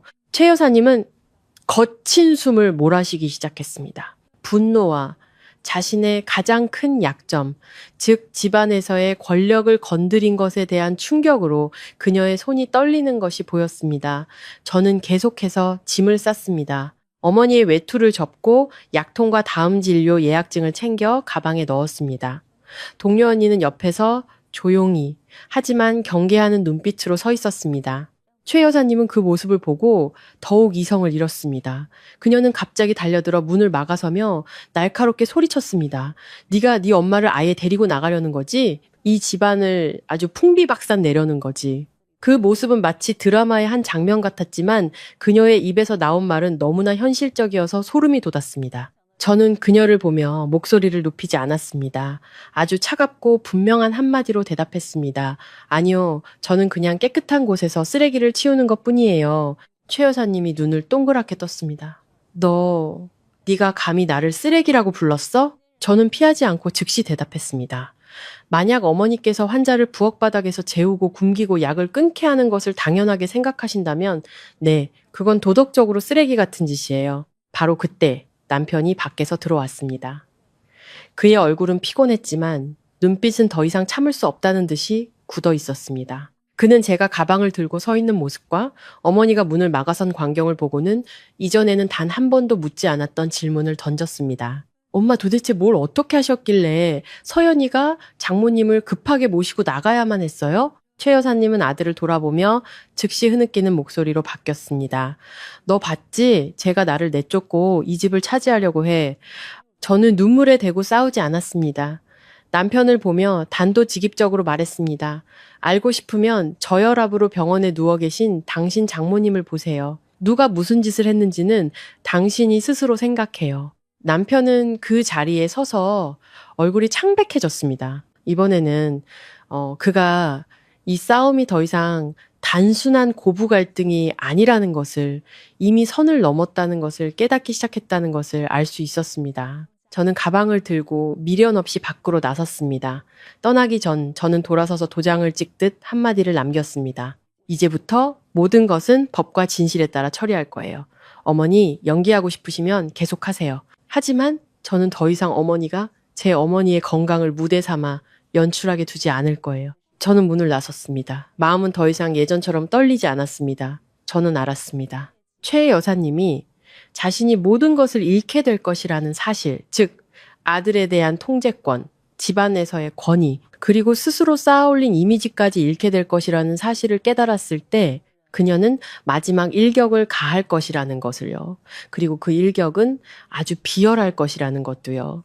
하지만 저는 이미 준비가 되어 있었습니다. 그날 밤 시댁을 떠날 때 제 마음은 여전히 들끓었지만 머리는 냉정했습니다. 짐을 가지고 어머니가 계신 방으로 돌아가 어머니가 편히 주무시는지 확인하고 나서야 겨우 한숨을 돌릴 수 있었습니다. 저는 최 여사님이 말 한마디에 굴복할 사람이 아니라는 것을 알았습니다. 그녀는 궁지에 몰릴수록 더욱 필사적으로 나올 것이었습니다.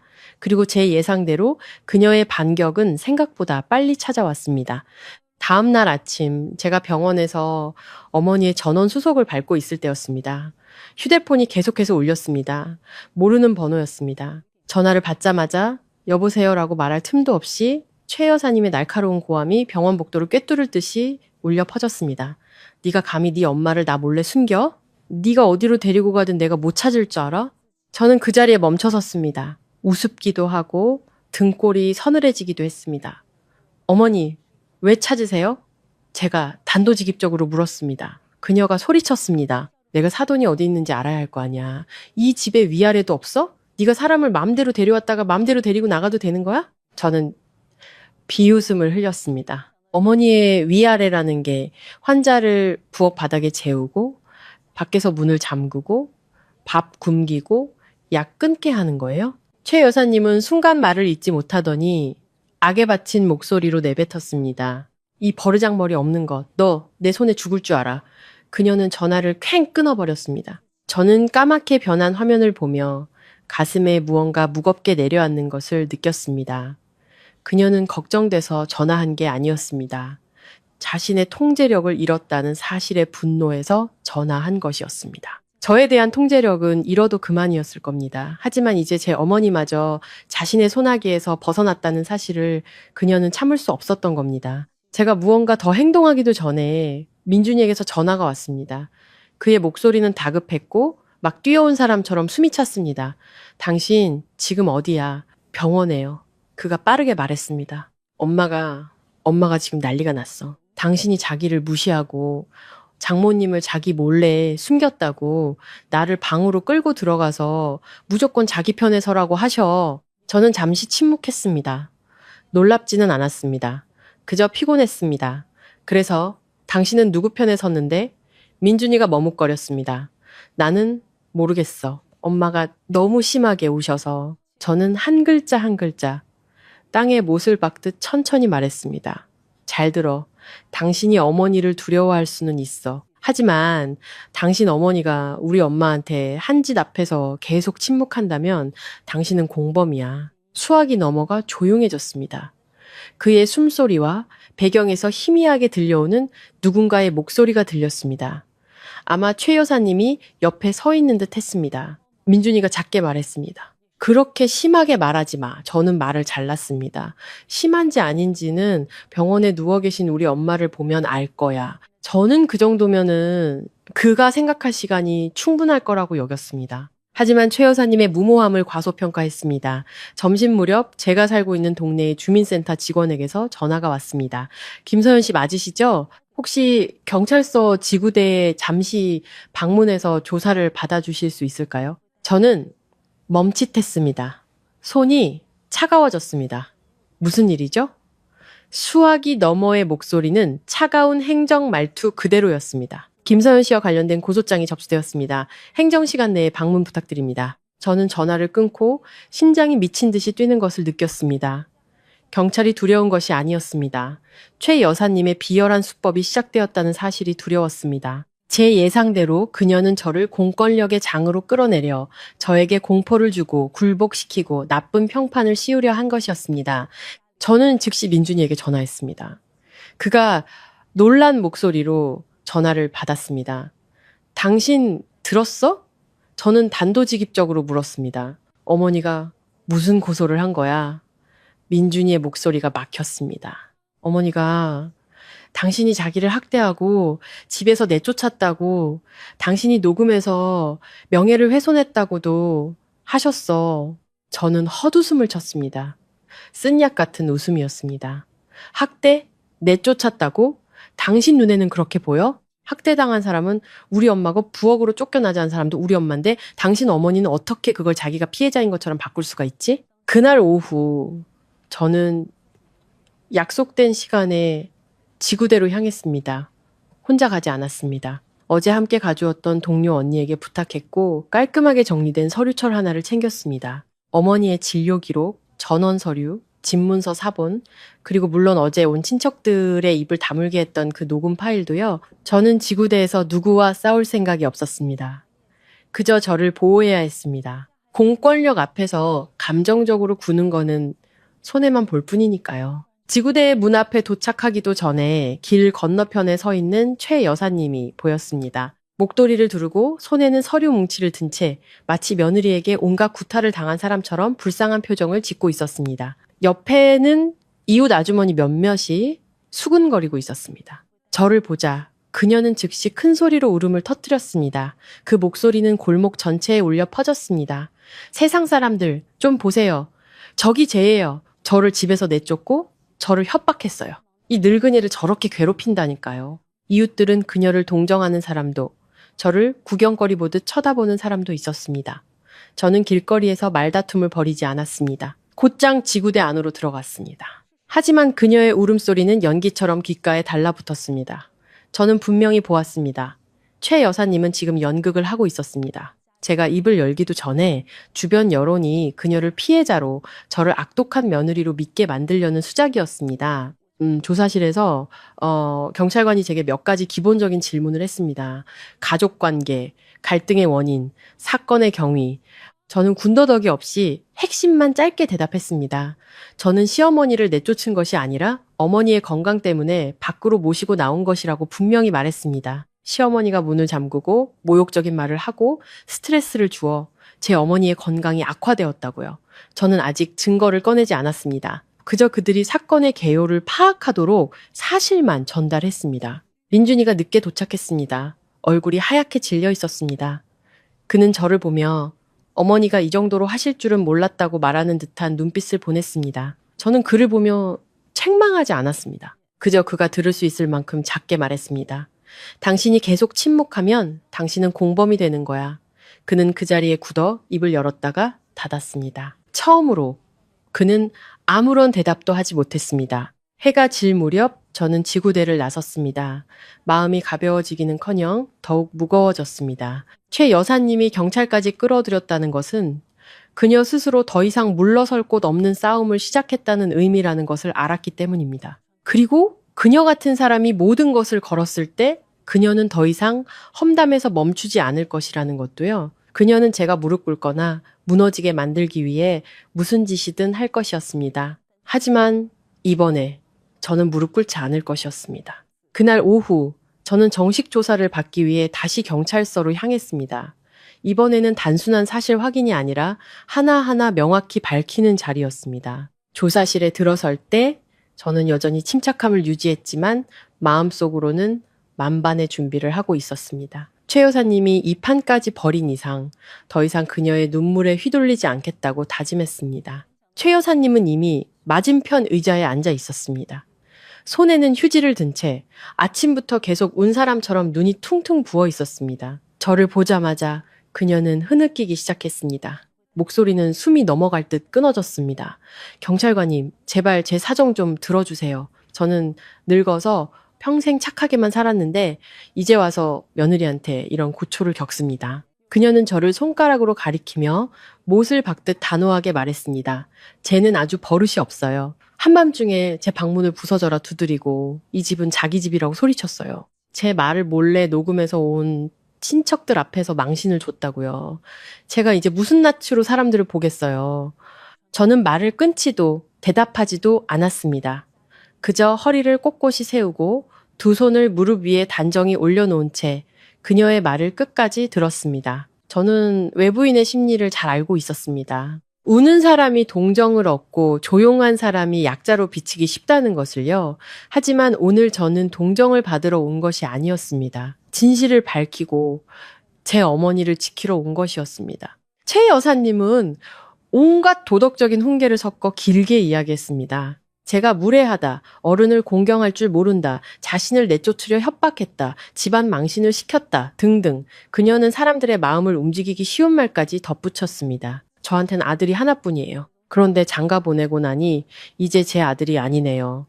말을 마친 그녀는 다시 흐느끼며 눈물을 닦았습니다. 마치 모든 잘못이 제게 있는 것처럼요. 경찰관이 저를 보며 물었습니다.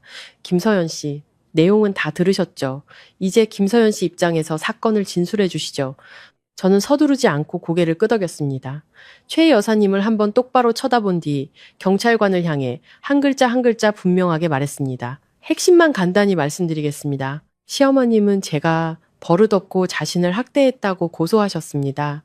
하지만 이 사건에서 부당한 대우를 받은 사람은 신장병 진료를 받으러 오신 제 어머니 박순자 여사님이십니다. 저는 가방을 열어 서류철을 책상 위에 하나씩 올려놓았습니다. 던지거나 내팽개치지 않고 마치 진실을 올려놓듯 조심스럽게 놓았습니다. 이것은 제 어머니의 진료 기록입니다. 진단서, 심장 추적 검사 결과지, 그리고 몸을 차게 하거나 스트레스를 피하라는 의사 소견이 있습니다. 이것은 제 어머니가 저혈압으로 쓰러졌을 때의 입원 기록입니다. 그리고 이것은 전원 서류입니다. 저는 고개를 들어 말을 이었습니다.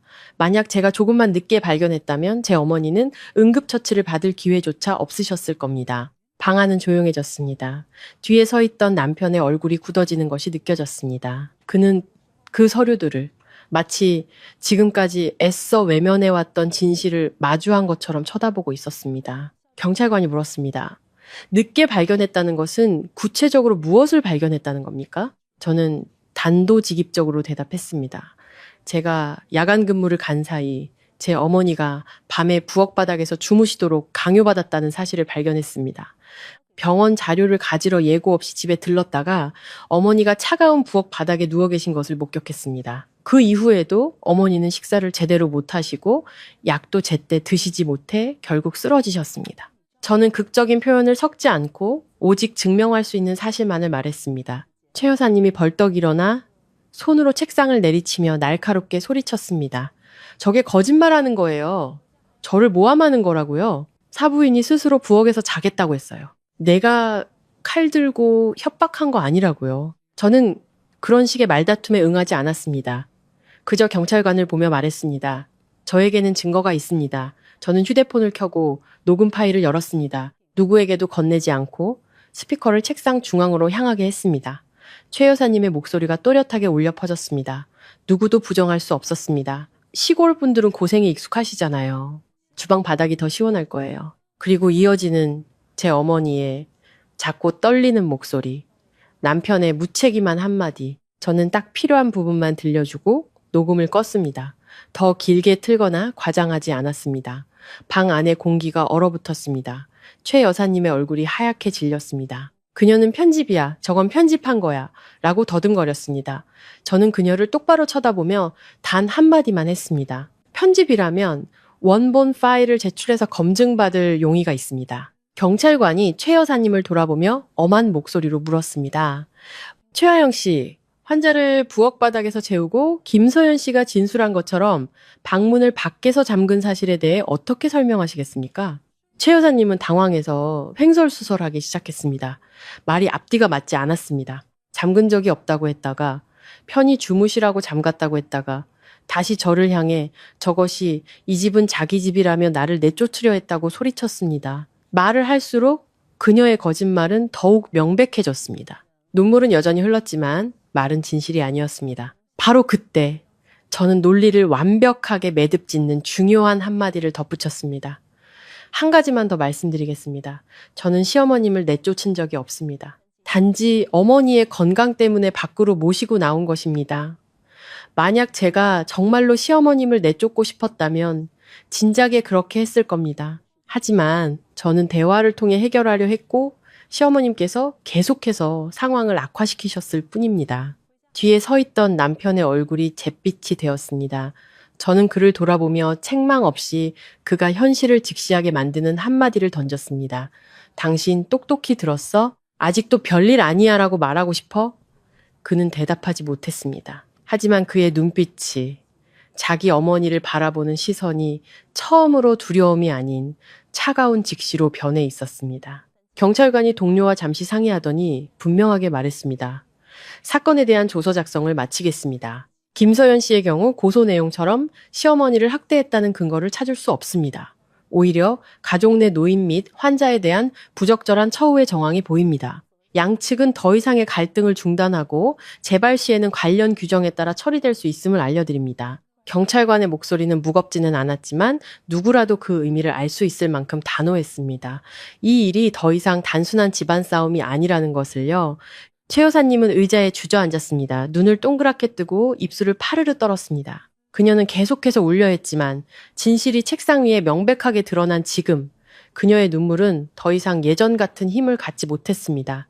저는 휴대폰을 챙기고 서류를 다시 가방에 넣고 일어섰습니다. 승리감에 찬 어떤 말도 하지 않았습니다. 그저 최 여사님을 한번 쳐다본 뒤 경찰관을 향해 말했습니다. 실례하겠습니다. 저는 이제 제 어머니에게 돌아가 봐야 합니다. 경찰서를 나설 때 제 등은 땀으로 축축했습니다. 두려워서가 아니었습니다.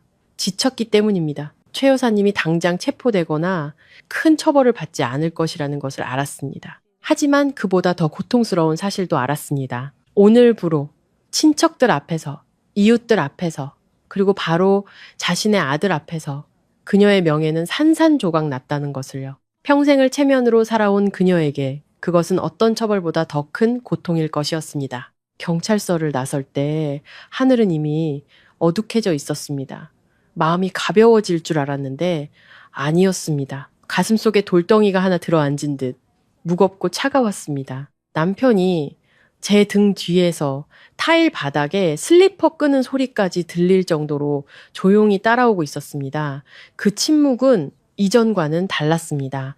회피하기 위한 침묵이 아니었습니다. 오랫동안 애써 외면해 왔던 진실을 정면으로 마주해야만 했던 사람의 침묵이었습니다. 꽤 긴 거리를 걷는 동안 아무도 입을 열지 않았습니다. 사거리에 이르러 저는 어머니가 계신 곳으로 가기 위해 택시를 잡으려고 멈춰섰습니다. 그때 민준이가 낮고 잠긴 목소리로 말했습니다. 서연아, 우리 집에 가서 잠깐만 얘기 좀 할 수 있을까? 저는 그를 보았습니다. 그의 눈에는 더 이상 평판에 대한 걱정이나 짜증이 없었습니다. 피로와 혼란만이 가득했습니다. 저는 고개를 끄덕였습니다. 좋아. 하지만 얘기 끝나면 나는 엄마한테 가야 해. 집으로 돌아오는 내내 민준이는 말이 없었습니다. 차는 익숙한 거리를, 불 켜진 상점들을, 우리 집안의 폭풍과는 아무 상관없다는 듯 웃고 떠드는 사람들 사이를 지나갔습니다. 차가 대문 앞에 멈춰 서고 나서야 민준이가 입을 열었습니다. 그는 단 한 가지만 물었습니다. 만약 그날 당신이 돌아오지 않았다면 무슨 일이 일어났을까? 그는 저를 보지 않았습니다. 마치 저를 보면 더 잔인한 대답을 듣게 될까봐 두려운 사람처럼 어두운 앞만 응시했습니다. 저는 길게 대답하지 않았습니다. 그의 동정심을 자극하기 위해 눈물을 흘리지도 않았습니다. 저는 아주 짧고 진실된 한마디만 했습니다. 당신이 생각해봐. 저는 먼저 마당으로 들어섰습니다. 그가 등 뒤에서 잠시 멈칫하는 것을 느꼈습니다. 그 한마디가 어떤 책망보다 더 강하게 그의 가슴을 찌를 것이라는 것을 알았습니다. 집안에는 최 여사님이 거실에 앉아 있었습니다. 몸은 작아 보였지만 여전히 꼿꼿한 자세를 유지하려 애쓰는 듯 했습니다. 테이블 위에는 식어버린 물컵과 구겨진 휴지들이 널려 있었습니다. 울다가 화내다가 두려워하다가 끝내지지 않으려 버틴 흔적이었습니다. 저희가 들어서는 것을 보자 그녀는 즉시 벌떡 일어났습니다. 그녀의 목소리는 이미 다음 공격을 준비하고 있었습니다. 너 봤지? 제가 경찰을 우리 집에 끌어들였어. 사람들 앞에서 네 어미 얼굴에 똥칠을 했다고. 내가 이제 이 동네에서 무슨 낯으로 살아? 저는 대답하지 않았습니다. 어머니의 남은 짐을 챙기러 곧장 위층으로 올라갔습니다. 아래층에서 최 여사님의 울음 섞인 고함이 계속해서 들려왔습니다. 한마디 한마디가 저를 악인으로 만들려는 의도가 분명했습니다. 제가 너를 조종하는 거야. 제가 나를 해치려 해. 내 아들이 이제 아내 편에 서서 이 늙은 어미를 혼자 내버려 두는구나. 제가 다시 내려왔을 때 민준이는 저를 따라오지 않았습니다. 그는 거실 한가운데 자기 어머니와 마주보고 서 있었습니다. 그의 자세는 더 꼿꼿했고 얼굴은 더 차가웠습니다. 저는 그 모습이 낯설게 느껴졌습니다. 처음으로 그에게서 결단이라는 것을 보았기 때문입니다. 민준이는 애둘러 말하지 않았습니다. 그는 낮지만 무거운 목소리로 단도직입적으로 물었습니다. 혹시 어머니가 사람을 죽일 수도 있었다는 생각 해보셨어요? 그 말이 떨어지는 순간 거실의 모든 소리가 맞습니다. 최 여사님이 뺨을 맞은 사람처럼 눈을 동그랗게 떴습니다. 너 뭐라고 했니? 그녀가 소리쳤습니다. 네가 감히 네 어미한테 살인자라고 해? 민준이가 한 걸음 더 다가섰습니다. 어머니는 장모님을 차가운 부엌 바닥에서 재우고 방문을 잠그고 밥도 굶기고 약도 못 먹게 했어요. 그래서 장모님이 쓰러져서 병원에 실려가셨고요. 여기서 뭘 더 해야 살인이 되는 거예요? 그의 목소리는 크지 않았지만 한 글자 한 글자가 날카롭고 분명했습니다. 더 이상 어물쩍 넘어가려는 태도가 아니었습니다. 최 여사님은 즉시 익숙한 조종술의 본능처럼 화제를 돌렸습니다. 그녀는 저를 손가락으로 가리키며 소리쳤습니다. 저것이 너를 꼬드긴 거야. 저것이 내 입에 말을 넣어준 거라고. 나는 평생 복받으며 살았어. 내가 누구한테 악하게 군 적이 없는데 네가 감히 네 아내 말만 듣고 네 어미를 욕해? 그녀는 울면서 가슴을 쳤습니다. 그 연기는 실로 대단해서 만약 제 눈으로 어머니가 부엌에 누워 계신 것을 보지 못했다면 저 역시 마음이 약해졌을지도 모릅니다. 하지만 이번에는 민준이가 약해지지 않았습니다. 그는 말을 잘랐습니다. 처음으로 어머니에게 큰 소리를 냈습니다. 이제 서연이 탓하지 마세요. 모든 걸 본 사람은 저고 침묵한 사람도 저예요. 모든 일이 이렇게 되도록 내버려둔 제 잘못이 커요. 하지만 오늘 어머니께 분명히 말씀드릴게요. 그는 마치 40년 동안 아들로 살아온 모든 용기를 끌어모아야 하는 사람처럼 깊은 숨을 내쉬었습니다. 오늘부터 어머니는 더 이상 이 집에서 어떤 것도 결정하실 수 없어요. 최 여사님은 그 자리에 얼어붙었습니다. 눈은 커지고 입술은 파르르 떨렸습니다. 너 다시 말해봐. 민준이가 더 확고한 목소리로 반복했습니다. 이 집은 저와 제 아내의 집이에요. 어머니는 제 어머니로서 존경받으시겠지만 더 이상 마음대로 문을 잠그거나 잠자리를 정하거나 누구를 괴롭힐 권리는 없으세요. 특히 어르신의 건강을 해치는 일은 제가 절대로 용납하지 않을 거예요. 최 여사님은 마치 모든 기력을 잃은 사람처럼 비틀거리며 의자 등받이를 붙잡았습니다. 세상에, 내가 너를 낳아서 너한테 쫓겨나고 저 여자 편에 서는 꼴을 보려고 나왔구나. 그녀는 말을 마치더니 갑자기 주저앉으며 테이블 옆으로 쓰러졌습니다. 하지만 이번에는 온 가족이 달려들어 부축하거나 아들이 허둥지둥 사과하는 늘 있던 풍경이 펼쳐지지 않았습니다. 민준이는 그 자리에 가만히 서 있었습니다. 그는 어머니를 보았습니다. 눈시울은 붉었지만 표정은 단호했습니다. 그는 마치 자신에게 말하듯 작게 읊조렸습니다. 어머니, 이제 그만 연기하세요. 저 이제 지쳤어요. 저는 계단 끝에 서서 어머니의 짐 가방을 든 채 그 모든 것을 보고 있었습니다. 통쾌하지도 남들이 생각하는 것처럼 시원하지도 않았습니다. 그저 마음이 텅 비어 있었습니다. 만약 민준이가 조금 더 일찍 정신을 차렸다면 제 어머니는 부엌 바닥에서 주무시지 않았을 겁니다. 만약 그가 조금 더 일찍 용기를 냈다면 저는 한밤중에 어머니를 부축하고 도망치듯 나오지 않았을 겁니다. 그리고 이 집안의 치부를 경찰서까지 끌고 가지도 않았을 겁니다. 최 여사님은 바닥에 주저앉아 고개를 들고 울었습니다. 이번 울음소리는 달랐습니다. 이기기 위한 울음이 아니었습니다. 평생을 붙들고 살아온 것, 즉 집안에서의 권력을 잃어버린 사람의 울음이었습니다. 그녀는 민준이를 배신자 보듯 쳐다봤고 민준이는 그 시선을 감당할 수 없다는 듯 고개를 돌렸습니다. 저는 다가가 그녀 옆에 물병을 조용히 내려놓았습니다. 그녀가 불쌍해서가 아니었습니다. 저 스스로를 악독한 사람으로 만들고 싶지 않았기 때문입니다. 그리고 남편에게 지친 목소리로 말했습니다. 나는 엄마한테 갈게. 당신이 여기 남아서 마무리해. 민준이는 더 이상 말리지 않고 고개를 끄덕였습니다. 그는 더 이상 일 크게 만들지 말라고 말하지 않았습니다. 그저 아주 작게, 하지만 제가 똑똑히 들을 수 있도록 말했습니다. 미안해. 저는 집을 나섰습니다. 하늘은 완전히 어두워져 있었습니다. 아주 오랜 세월 만에 처음으로 저는 이 집안의 권력 구도가 분명하게 뒤바뀌었다는 것을 느꼈습니다. 제가 누구를 이겨서가 아니었습니다. 마침내 이 집의 남자가 중간에 서 있기를 포기했기 때문입니다. 그리고 그가 진실의 편에 서기로 선택한 이상 모든 것은 다시는 예전으로 돌아갈 수 없을 것이었습니다. 다음 날 민준이가 짧은 문자를 보냈다.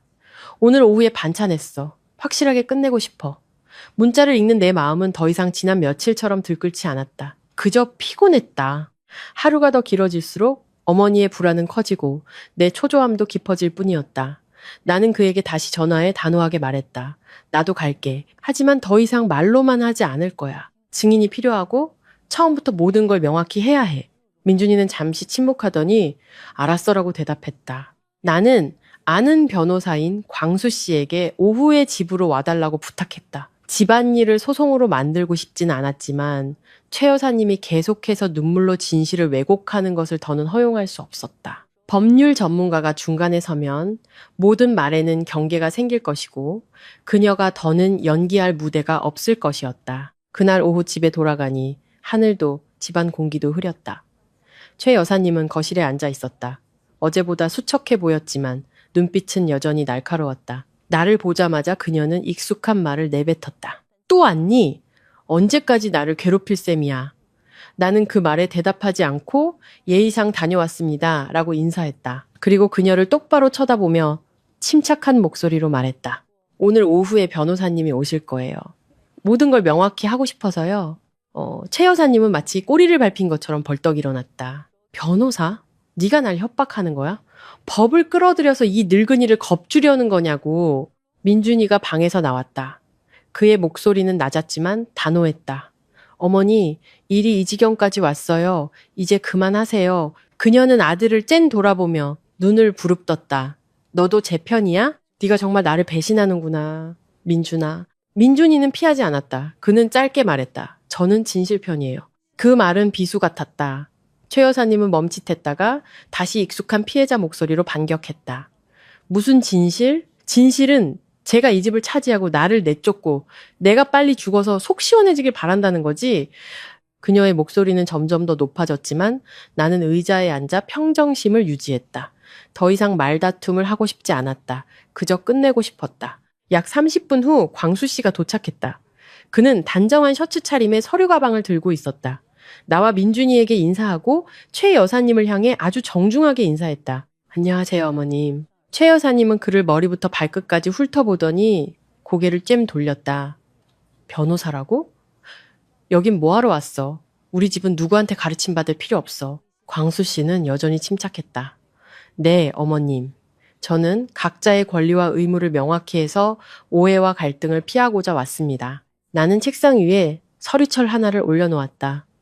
그 안에는 미리 공증까지 받아둔 집문서 사본이 있었다. 나는 짧게 말했다. 변호사님, 법적인 부분만 설명해 주세요. 더 이상 말싸움은 하고 싶지 않아요.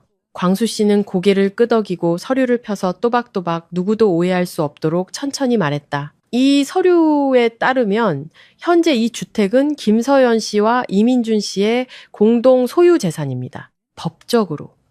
최화영 어머님은 소유주가 아니시므로 누가 이 집에 머물고 머물지 않을지를 독단적으로 결정할 권리가 없습니다. 또한 방 사용을 강제하거나 다른 거주자를 퇴거시키거나 문을 잠그거나 사생활에 개입할 권리 역시 없습니다. 최 여사님은 입을 벌렸지만 말이 바로 나오지 않았다. 그녀의 얼굴은 마치 앉아있던 권력의 의자를 빼앗긴 사람처럼 창백해졌다. 그녀는 더듬거렸다. 권리가 없다고? 내가 이 집에서 쟤네 결혼한 날부터 살았어.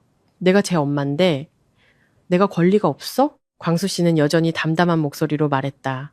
네.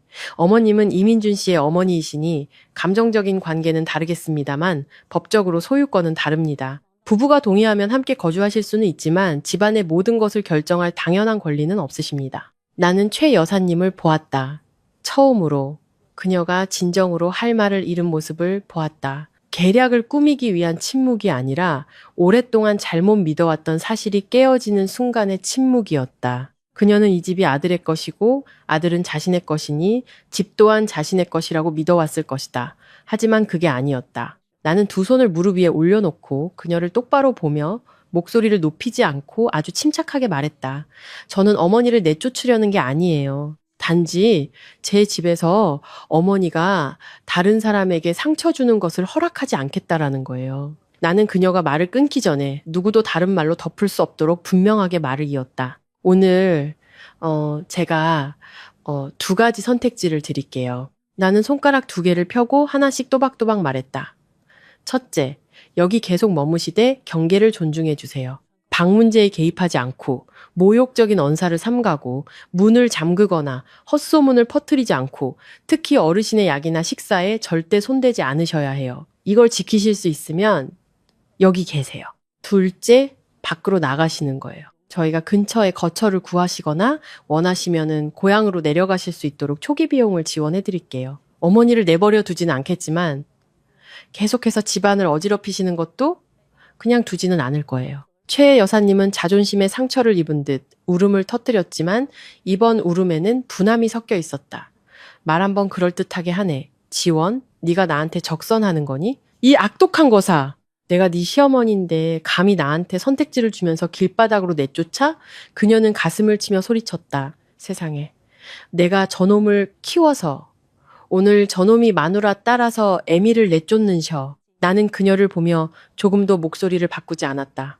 나는 모든 연극을 끝낼 수 있는 짧지만 명확한 한마디만 대답했다. 악독한 건 환자를 부엌바닥에서 재우는 거예요. 방 안은 얼어붙었다. 그 말은 뽑아낼 수 없는 못처럼 진실에 박혔다. 민준이가 일어섰다. 이번에는 망설이지도 내게 신호를 구하지도 않았다. 그는 어머니에게 단호하게 말했다. 그 목소리는 무거웠지만 분명했다. 어머니, 저희가 어머니를 내쫓는 게 아니에요. 하지만 어머니는 이제 멈추셔야 해요. 무슨 일을 하셨든 그 결과는 감당하셔야죠. 저는 어머니가 그깟 체면 때문에 다른 사람을 해치는 걸 더는 볼 수 없어요. 최 여사님은 아들을 보았다. 눈을 부릅떴다가 이내 마지막 붙잡을 끈마저 놓친 사람처럼 어깨를 늘어뜨렸다. 그녀는 깨달았다. 이번에는 아들이 더 이상 자신을 두려워하지 않는다는 것을. 그녀는 오랫동안 조용히 앉아 있었다.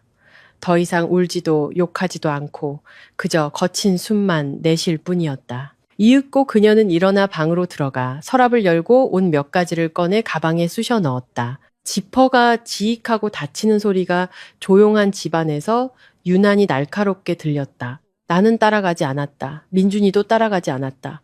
광수 씨는 상황을 더 무겁게 만들지 않으려 조용히 자리에서 일어나 돌아갔다. 문이 닫히고 방 안에서는 최 여사님이 짐을 챙기는 달그락거리는 소리만 들렸다. 잠시 후 그녀가 가방을 들고 나왔다. 그녀는 나를 보지도 아들을 보지도 않았다. 그저 소금처럼 짠 한마디를 작게 내뱉었다. 내가 다 기억할 거다. 그리고 그녀는 문 밖으로 나섰다. 아무도 배웅하지 않았다. 우리가 그녀를 모욕하려 해서가 아니었다. 모든 것이 끝난 지금 어떤 말도 더는 적절하지 않았기 때문이었다. 문이 닫히고 집안에는 폭풍이 지나간 뒤에 무거운 하늘처럼 낯선 공허함이 남았다. 나는 잠시 서 있다가 민준이를 돌아보며 지쳤지만 분명한 목소리로 말했다. 오늘부터 내가 바라는 건 딱 하나야. 다시는 당신의 침묵이 다른 사람을 죽이는 무기가 되게 하지 마. 민준이는 눈시울이 붉어진 채 고개를 끄덕였다. 각자의 마음속에서 이야기는 아직 끝나지 않았지만 적어도 시어머니가 원하면 무엇이든 된다는 이름의 족쇄가 우리 목에서 풀려났다는 것을 알았다. 그날 이후 나는 어머니를 완전히 우리 집으로 모셔왔다. 예전에 비어있던 방은 다시 정리되었고 창문을 열어 햇살이 가득 들어오게 했다. 새 침구로 바꾸고 침대를 반듯하게 놓았다. 머리맡에는 따뜻한 물병을 두고 벽에는 약 먹는 시간을 적은 달력을 걸었다. 어머니는 방을 둘러보며 긴 비를 막 그친 사람처럼 눈시울이 촉촉해졌다. 나는 알았다. 어머니에게 깨끗한 침대, 햇살, 그리고 온기는 큰 요구가 아니었다. 그저 한 인간으로서 존중받고 있다는 느낌. 바로 그것이었다. 다시 함께 지내는 첫날 밤, 어머니는 오랫동안 내 손을 잡고 있었다. 뼈마디가 앙상했지만 지난 밤들보다 따뜻한 손이었다. 어머니는 지쳤지만 평온한 목소리로 작게 말했다. 엄마는 아무도 원망 안 한다. 그저 네가 안쓰러울 뿐이야. 그 한마디에 나는 더 이상 참을 수 없었다. 모든 일이 끝난 후 처음으로 나는 울음을 터뜨렸다. 억울해서가 아니었다. 안도감 때문이었다. 마침내 어머니가 안전한 곳에 계시다는 안도감. 더 이상 야간 근무를 서면서 오늘 밤 어머니가 어디서 주무실지 불안에 떨지 않아도 된다는 안도감. 그 후 며칠, 삶의 속도는 느려졌다. 나는 제때 어머니를 모시고 병원에 갔다. 의사는 모든 수치가 안정되었다며 마음 편히 푹 주무시기만 하면 된다고 했다. 어머니는 식사도 더 잘하시고 잠도 더 깊이 주무셨다. 매일 아침 창문을 열고 내가 놓아둔 작은 화분에 물을 주셨다. 마치 그 방이 평범한 일상의 일부가 된 것처럼 나는 여전히 바쁘게 일했지만 퇴근 후 집에 돌아올 때 더 이상 등 뒤에 막연한 공포감을 느끼지 않았다. 민준이는 조용히 변해갔다. 그는 미안하다는 말을 길게 하거나 변명을 늘어놓지 않았다. 어느 날 저녁 내가 설거지를 마치고 돌아섰을 때 그가 조용히 말했다. 미안해. 딱 그 한마디. 변명도 남 탓도 상황 설명도 없었다. 나는 고개를 끄덕였다. 용서한다, 안 한다, 말하지 않았다. 그저 가볍게 대답했다. 신뢰는 한 번 잃으면 되찾기 힘든 거야. 그는 침묵했고 나는 그가 내 말을 이해했다는 것을 알았다. 어떤 것들은 더 이상 논쟁할 필요 없이 시간이 답해줄 것이었다. 삶은 점차 안정되었다. 나는 병원에서 계속 일했다. 여전히 야간 근무를 섰고 응급 환자들은 쉴 새 없이 밀려들었다. 하지만 병원을 나서 집으로 돌아올 때 더 이상 예전 같은 두려움은 없었다. 불길한 예감에 한밤중에 차를 몰고 달려갈 필요도 어머니가 약을 드셨는지 확인하려 계속 전화를 걸 필요도 없었다. 우리 집 문 뒤에는 전쟁터가 아닌 평온함이 기다리고 있다는 것을 알았다. 어느 주말 아침 나는 어머니를 모시고 집 근처 시장에 갔다. 시장은 시끌벅적하고 정겨웠다. 내가 채소를 고르다 고개를 돌렸을 때 건너편 가게에 서 있는 시어머니를 보았다. 그녀는 전보다 수척해졌고 흰머리가 더 늘어난 듯 했다. 우리의 시선이 마주쳤을 때 그녀는 고개를 숙여 시선을 피했다. 책망도 도전적인 눈빛도 없었다. 나는 통쾌하지 않았다. 그저 마음이 가벼워졌다. 어떤 만남은 말이 필요 없다. 그저 고개 한번 숙이는 것만으로도 모든 것을 마무리 지을 수 있다. 집으로 돌아오는 길에 어머니가 말했다. 얘야, 이제 다 지난 일이다. 그냥 잊어버리자. 나는 미소 지었다. 어머니의 진심을 알았다. 평생을 인내하며 살아오셨기에 그녀는 원한을 품지 않으셨다. 하지만 나는 또한 알고 있었다. 그 인내는 안전한 경계선 안에서만 의미가 있다는 것을 그 선을 넘는 순간 인내는 더 이상 미덕이 아니라 스스로를 해치는 행위가 된다는 것을 드물게 한가한 저녁 나는 어머니 곁에 앉아 고향 이야기, 옛날 이야기를 들었다. 어머니가 가장 필요했던 것은 넓은 집이나 좋은 환경이 아니라 누군가 자신의 이야기를 들어주는 느낌이라는 것을 깨달았다. 그 느낌이 부족하면 사람은 오랫동안 견딜 수 있지만 한계에 다다르면 아주 작은 행동 하나에도 모든 것이 무너져 내릴 수 있다. 가끔 지난 시간을 돌이켜보면 나 자신도 많은 것을 배웠다는 생각이 든다. 이기기 위해서가 아니라 지키기 위해 싸우는 법을 배웠다. 속에 담아두는 대신 명확하게 말하는 법을 배웠다.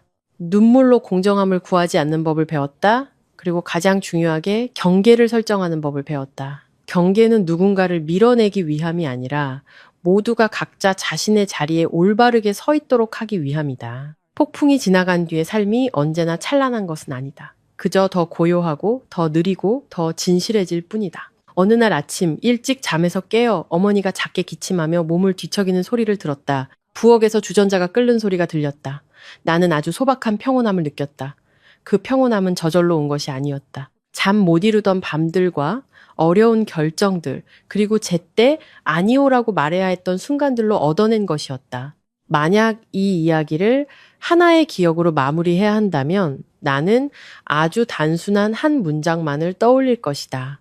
누구를 가르치기 위함이 아니라 나 자신에게 되새기기 위함이다.